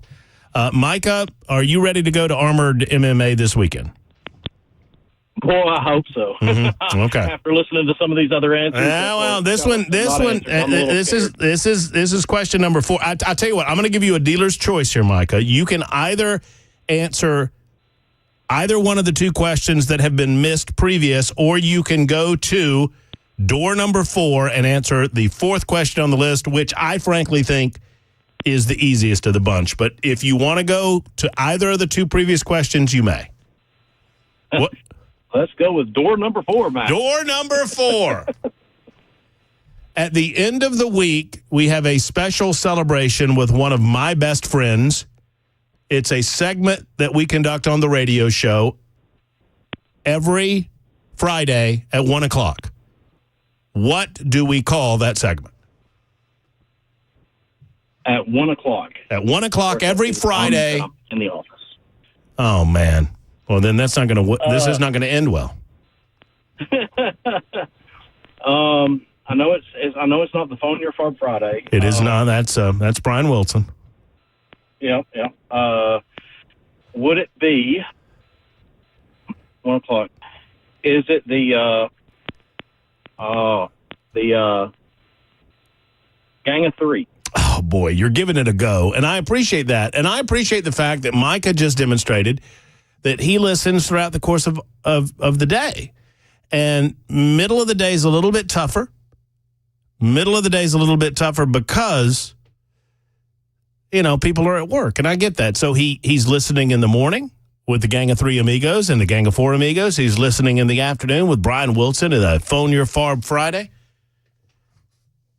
He just doesn't know the answer to mine. So from here on out, I got 3 questions, and you got to answer one of them. Brian is next. Hey, Brian, how are you?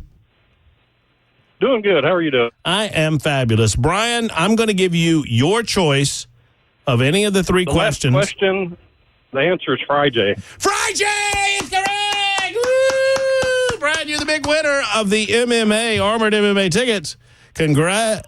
Yes, it is. That's exactly right. It's Friday, which happens at 1:05 tomorrow with my good friend, legal consultant, life correspondent, and gambling buddy, Jay St. Clair. So there's Brian. He has won the second set of tickets, 4-pack of tickets to the Nashville Municipal Auditorium, Armored MMA.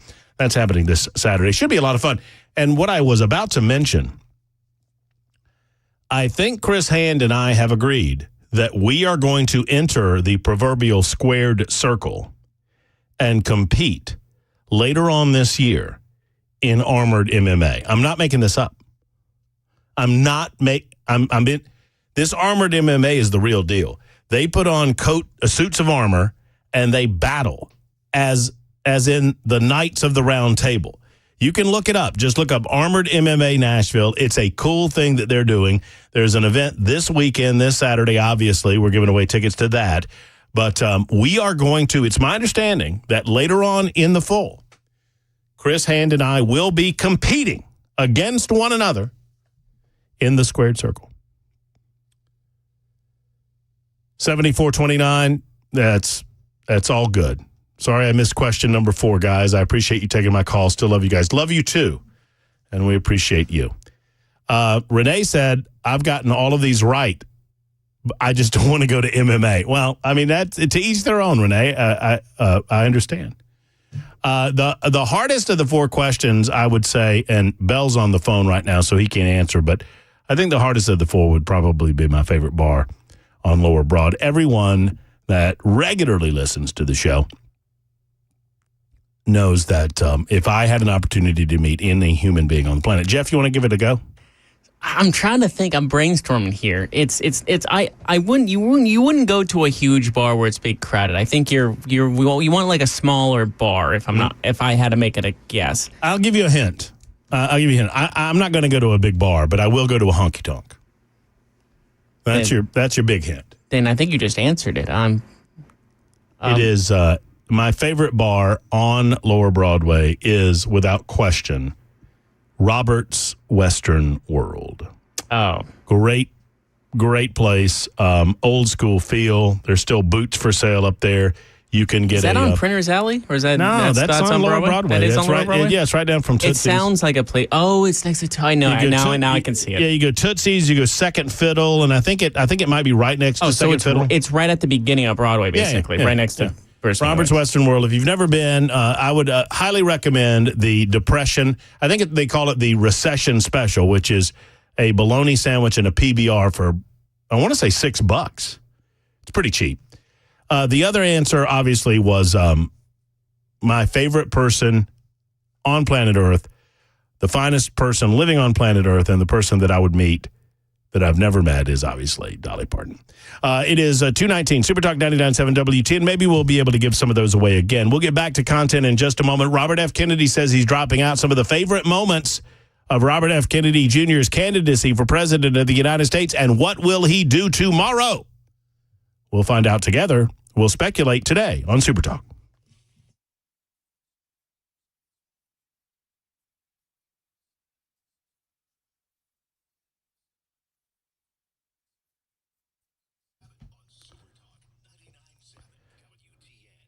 All right, friends, it's Matt Murphy for Kraft Body Scan. I've been telling you that you can get yourself a body scan, a CT scan, for just $149, but it's not just you. It's your loved one as well. Let's discuss. So CT scan technology is incredible, folks. I've done this, and let me tell you about my experience. I went in and I sat down with a gang at Kraft Body Scan. I talked with Steve. We went over some basic information about me and my health. I mean, they do that. They give you a consultation prior to your scan. I went back and did my scan. You don't have to take all your clothes off or anything like that. I mean, you go through the scan, and and you're really you're lying on a table, and there's a big donut around you. And it's not like you go in anything. I mean, this thing is a small cylinder, so it's an open room. You don't have to worry about claustrophobia or anything like that. And it really just takes like 5 minutes or so. And then their radiologists go over the scan. They talk with you on the telephone. They send you their results via email and via snail mail if you want it that way as well. It detects things within your body before you can even feel them. It gave me such peace of mind. Now, I did the full body scan. You can do a heart and lung scan for $149 for you and your loved one, your significant other, your spouse. That's a pretty special deal because this is a $2,500 value. We've heard stories about people having their lives saved as a result of finding something within these scans, and I want you to know that this is a proactive step toward better health. Book your couple's heart and lung scan today at togetherwescan.com, togetherwescan.com, or call 615-436-1000 if you have any additional questions. 615-436-1000 for Kraft Body Scan.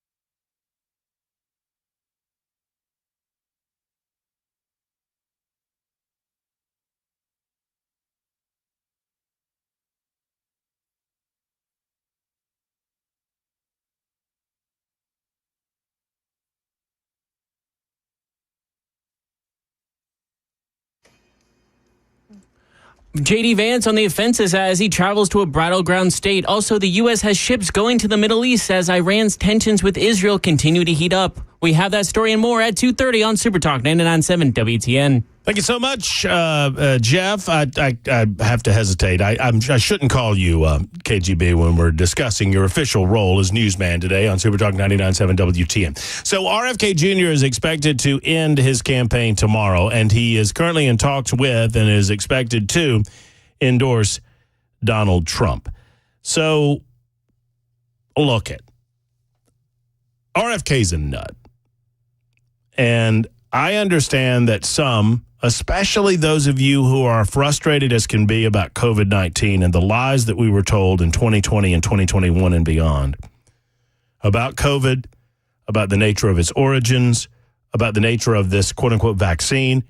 And several of you, many of you, perhaps, are concerned with whether or not Donald Trump was duped into agreeing to being the face of the vaccine as it came out. And that's fair. But just because RFK was right about some of the COVID stuff does not change the fact that he's a nut. I'll give you a couple of examples of his nuttiness. I mean, the latest is just in a long line. And look, I don't begrudge how people vote, and I understand that he's pulling some numbers. But I sincerely do not understand why.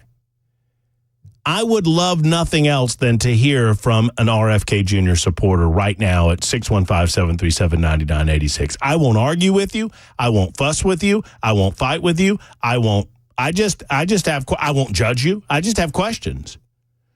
What is it about RFK Jr. that appeals to you that you can't find in a Donald Trump or a I almost said Joe Biden, or a Kamala Harris for that matter? I mean, it was a colorful run for president. So some of the greatest hits, y'all remember the time that RFK found or doctors of RFK found a worm in his brain? Y'all remember that? That's a big hit. In May, the New York Times reported that a 2012 deposition, Kennedy said doctors found a dead worm inside of his brain, which contributed to memory loss and mental fog. He explained that what doctors found in scans was, quote, caused by a worm that got into my brain and ate a portion of it and then died. RFK then responded on X saying, I'll offer to eat 5 more brain worms and still beat Trump and Biden in a debate.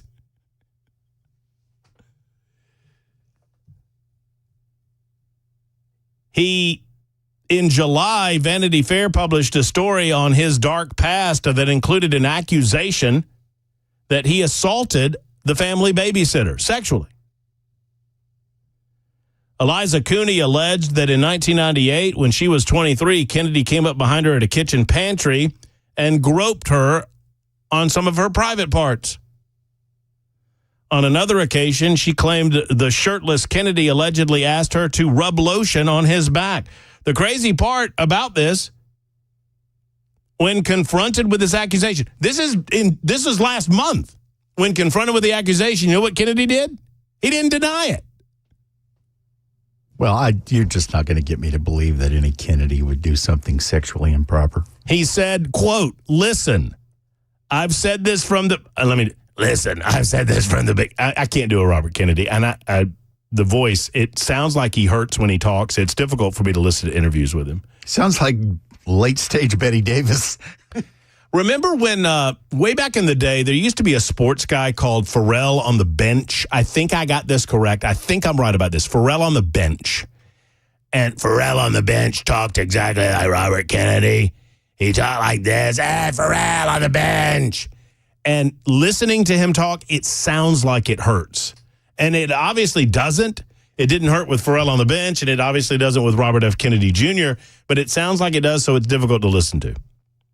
Pharrell on the bench. He'd pour drinks for everybody at night. Nobody? Anybody else? Pharrell on the bench? Not me. Listen, I've said this from the beginning, said Robert F. Kennedy Jr. I'm not a church boy. I'm not running like that. I had a very, very rambunctious youth. So he didn't deny it. I said in my announcement speech that I have so many skeletons in my closet that if they could all vote, I would run for king of the world. Now, Kennedy also was accused of eating a dog.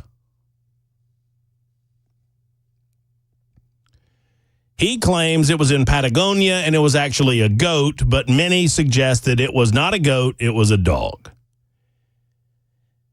Robert F. Kennedy held a sweepstakes to win a day of falconry with him on his campaign website. Robert F. Kennedy Jr. discovered hawking when he was 9 years old and has been involved in the sport ever since.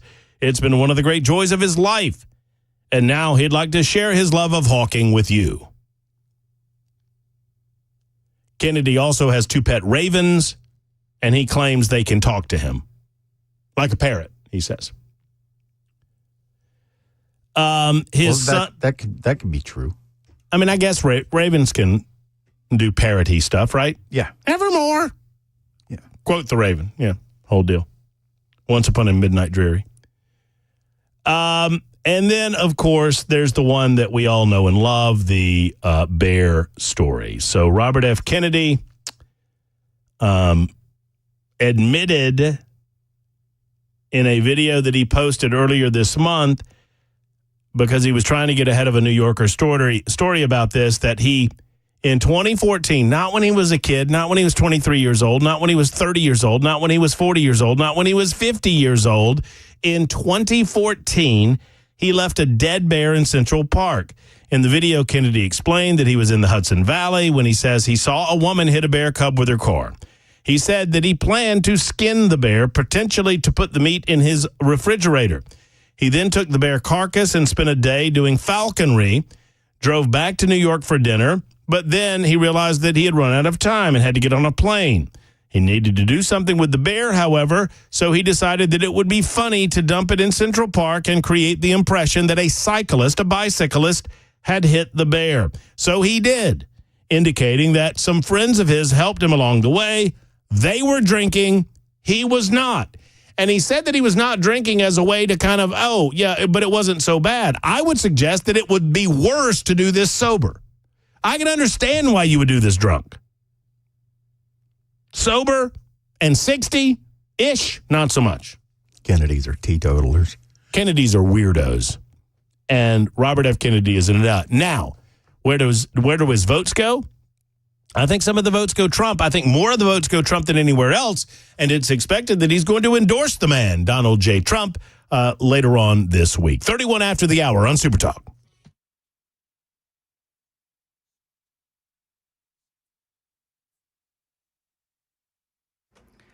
It's 2:30. I'm Jeff Malinoff with your top stories. It's sunny and 86 degrees, a full forecast in 2 minutes.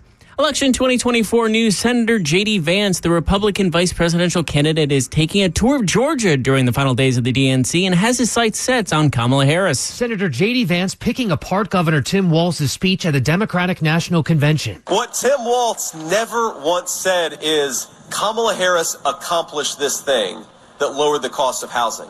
Kamala Harris accomplished this thing that lowered the cost of groceries. Kamala Harris accomplished this thing that had made America more peaceful and more secure. And he couldn't say that because Kamala Harris has caused the very policies that have made Americans' lives worse over the last few years. Vance in southern Georgia and pick up support in the crucial battleground state.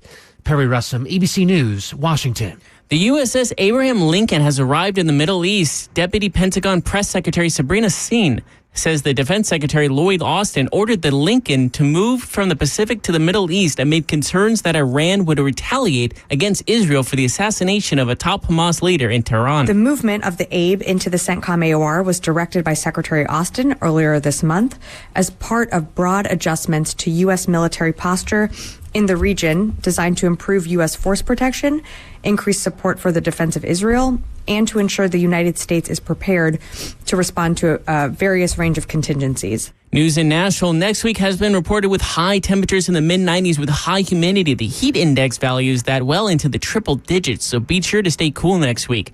That's the latest news. Weather is next. I'm Jeff Malinoff, WTN News.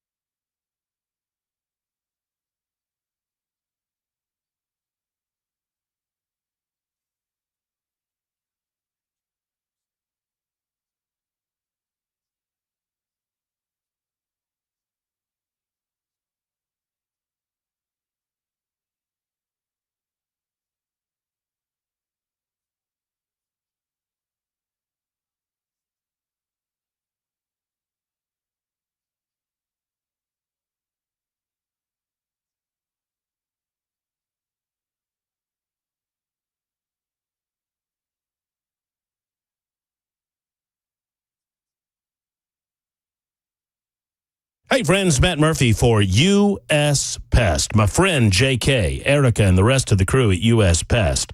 they get it. And they get it done, right? They understand Tennessee. They understand the pest problems that you can go through in Tennessee. And they want to destroy those little communist pests, and that's what they are. I mean, you know, folks go, that's funny. Murphy calls them communists. Well, what else would you call them? They come into your home. They expect you to just let them waltz on in and take it over. And they want to eat your food, and they want to enjoy your heat or your AC. They want to enjoy the amenities that you work hard to pay for. And these things are just dastardly little animals that leave behind rodent-borne diseases or insect diseases. These are spiders and stink bugs and ants and ladybugs and roaches and so much more. We shouldn't put up with this. Not in Tennessee, not in anywhere. In Tennessee, thankfully, we've got some protection with U.S. Pest. They take care of what bugs you. 100% money-back guarantee on their full-service pest control. 100% money-back guarantee on their termite protection as well. Plus, they're offering crawl-space services. So protection begins with U.S. Pest. Go online at uspest.com. Get a free inspection at uspest.com. Better yet, make a call and schedule an appointment today. They're not going to high-pressure sales tactic you. They don't do that at US Pest. They will attempt to protect you from those little communists that want to come inside of your home. 590-1260. That is 615-590-1260 for our friends at US Pest.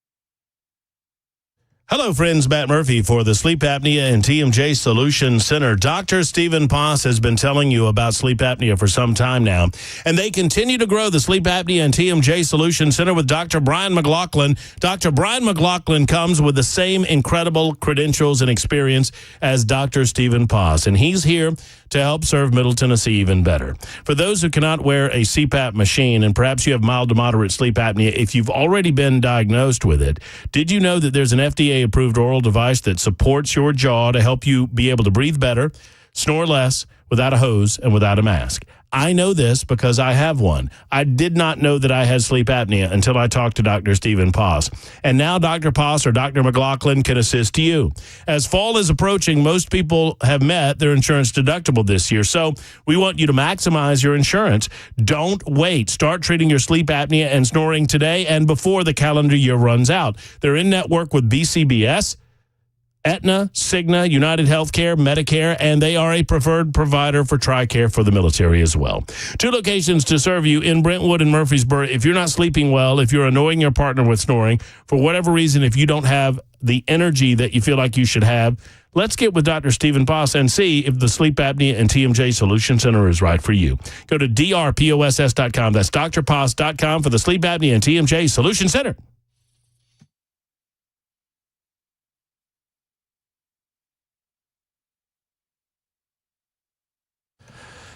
I love it when I annoy people enough to communicate with us on the super text line, but I get so disappointed when they choose not to tell me why I've annoyed them in the fashion that I have. Several of you have been are frustrated with my take on Robert F. Kennedy Jr. And look, I'm welcoming your conversation, your take, 615-737-9986. Robert F. Kennedy Jr. is a dyed-in-the-wool liberal that has a few fantastical viewpoints about the world. Has he exposed some that need exposing with regard to COVID-19? Yes, I gave him kudos for that at the beginning of the conversation. But just because he is right about some of the COVID stuff does not change the fact that he's a nut. That is my opinion. And opinions, as they say, are like elbows. Everybody's got one or two of them. To that end, 1063 writes in and says, he owns his past. He's not a liar. Isn't that a good thing? No, it's a good thing that he didn't lie about his past. It's a good thing. I mean, it's not a good thing that he groped the housekeeper. And it's probably not a good thing that he got caught groping the housekeeper, but whatever. At least he didn't lie about it. If that... 1063, you're right. At least he didn't lie about it. But then 1063 goes on to write, why are you always bashing good people that are trying to expose the establishment in deep state, Murphy? Why don't you just focus on people actually destroying our country? I like the liberals. I don't like Kamala Harris and Tim Walz. And I mean, I don't know. I feel like that's what we do for the most part on the show. He then went on to say he's most likely about to help Trump drain the swamp and rid us of these oppressive bureaucracies, and you're bashing him. I'm not bashing him. I'm pointing out his history. I guess maybe he's a nut. I mean, I openly don't understand anyone that would support Robert F. Kennedy Jr. I don't know why you would support him outside of his recent premise regarding vaccines and vaccinations, generally speaking.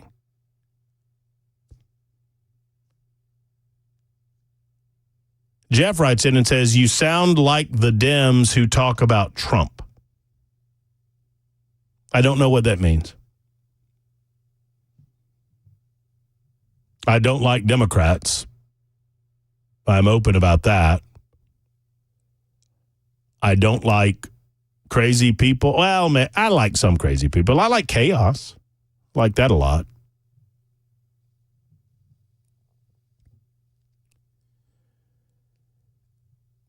I don't understand the fascination with RFK, and I think it's a false fascination. I really do. I think so many people became obsessed with the fact, well, not obsessed, that's a loaded word. Let me back up for a moment. There were many of us that were suspicious about how the government treated COVID-19 from the jump. There was a lot of confusion about what was real and what was not real at the beginning. And anyone that tells you otherwise is not being truthful. There are some people that sniffed it out quicker than others. Kudos for those of you that did. But there was a lot of confusion about what was real and what was not real. And none of it made sense because there was a lot of loaded garbage going on during that time. Robert F. Kennedy Jr.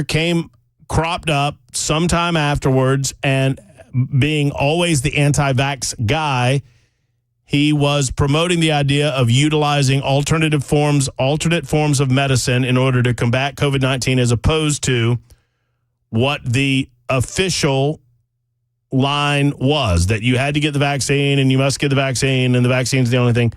And I applaud him for all of those things. I applaud him for all of those things. However, if you bother to examine Robert F. Kennedy Jr.'s record, he is a liberal, big-time liberal. And he's also nutty. And I understand that some of you have decided to like him or you have been enamored by him because of his position on COVID-19. But that's not the, I mean, is that the only reason that you would vote for him?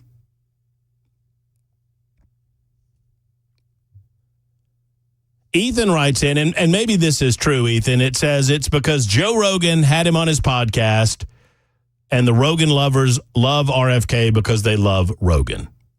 Maybe so. I mean, I love Rogan, too. I think Joe does a great job. 4205 said, instead of bashing your opinion, we could at least unite in the fact that his announcement Friday could be massive for Trump. That's the thing that I don't understand. How massive is this? Who was voting for RFK and now they're going to, I mean, maybe I'm being naive in this. I just don't understand the person that makes that transit. I don't understand endorsements. I don't understand anyone that would decide to switch their vote because of an endorsement of any sort. I don't understand. So RFK announces that he's no longer running. You were going to support RFK and you're only going to support Trump because RFK told you to? I don't understand that at all.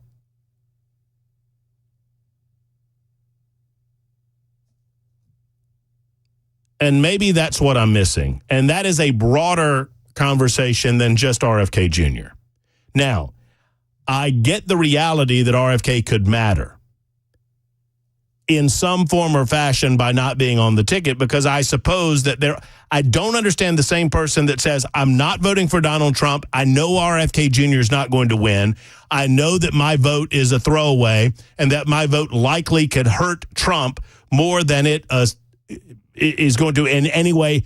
The only way that I'm going to affect the outcome of the vote is if I vote for RFK. The only way I'm affecting the outcome is I'm ensuring that Kamala Harris gets elected, right? That's the way I look at it. I'm not saying that it's a binary choice, and I'm not saying that third-party candidates don't hold some weight. But I'll take any, I mean, I'm not going to bash it. I'll take any extra votes that come in. I am a full-throated supporter of Donald Trump. I guess what I don't understand, and maybe it's coming off as negative, and I don't mean it to, is who's all in on RFK and are going to shift to Trump because RFK told them to. Maybe those people exist. Mike is in Nashville. Perhaps he can help me out with this. Hey, Mike. Hey, can you hear me? Yes, sir. Hey, well, I'm not an all-in RFK supporter, but I like a lot of what RFK says, and I've said this before in the past. I would love to see RFK as part of the Trump team, possibly HHS secretary. The guy is, you're absolutely right. He's a social liberal for sure, but he's very conservative and has encyclopedic knowledge of the corruption far beyond just vaccines. But if you haven't read his book, the Real Anthony Fauci, you got to read it. It's a lot of info. I mean, there is so much information in there, but he gets well beyond that. He gets into the CDC. He gets into the corruption behind the FDA. Gets into censorship. He gets into so much of our deep state corruption. I think he would be an asset to the Trump team. I'm happy to hear that he's going to bow out. I hope Trump takes advantage and uses him. Well, my chaos man spirit would say that I would absolutely delight after Donald Trump is elected if he appointed RFK as Health and Human Services Secretary. I think it would be hilarious. Yeah, I mean, I think it'd be great. Yep. So that makes sense, Mike. I mean, this is what I ask for. I ask for some common sense approach to this thing, and Mike offers it. Heather's going to be next in Nashville. Hello, Heather. How are you? I'm good, thank you. So my sister-in-law is a huge fan. I don't know if she will follow his lead and go for Trump or not, because she's been a Trump hater because she's learned to be a Trump hater. But it's same thing he said. I read that book on Fauci. It was amazing, in depth, very well documented information that was pretty frightening when you understand what's been going on all these years. And if she had me look at his website with his policies on there, and they sound very logical. It's we the people, not we the corporations. People who work hard should be able to afford a good life. The end of the forever wars, humanitarian crisis at the southern border. So there's a lot of his policies that I think work well with Trump, even though he may have a different way of handling them. I think he would be an asset to Trump, especially, on the health. Well, HHS. I am certainly a fan of Robert F. Kennedy Jr., and thank you, Heather, for the call. When it comes to his stand on free speech, I believe that we must protect those speakers that even cause us concern as they speak. And while I would not go so far as RFK Jr. has in the robust defense of the Edward Snowdens of the world and that sort of thing, I understand the spirit in which that defense comes because I share it. So on that front, I can certainly agree. I mean, on a lot of fronts, I think his back and forth position on abortion has been kind of nutty, and there's some other things that cause me concern. But you know what? Here's the deal. If he does come out and he does endorse Trump, it's going to be good for him. I mean, there's no question about it. I'm honest with you when I talk about my confusion as to how someone could be all in for RFK Jr., then he endorses Trump, and then you go all in for Trump, and there's just some incongruous positions there. But if they can repair those differences of opinion, the supporters certainly can as well. It's 2:51 on Super Talk 99.7 WTN.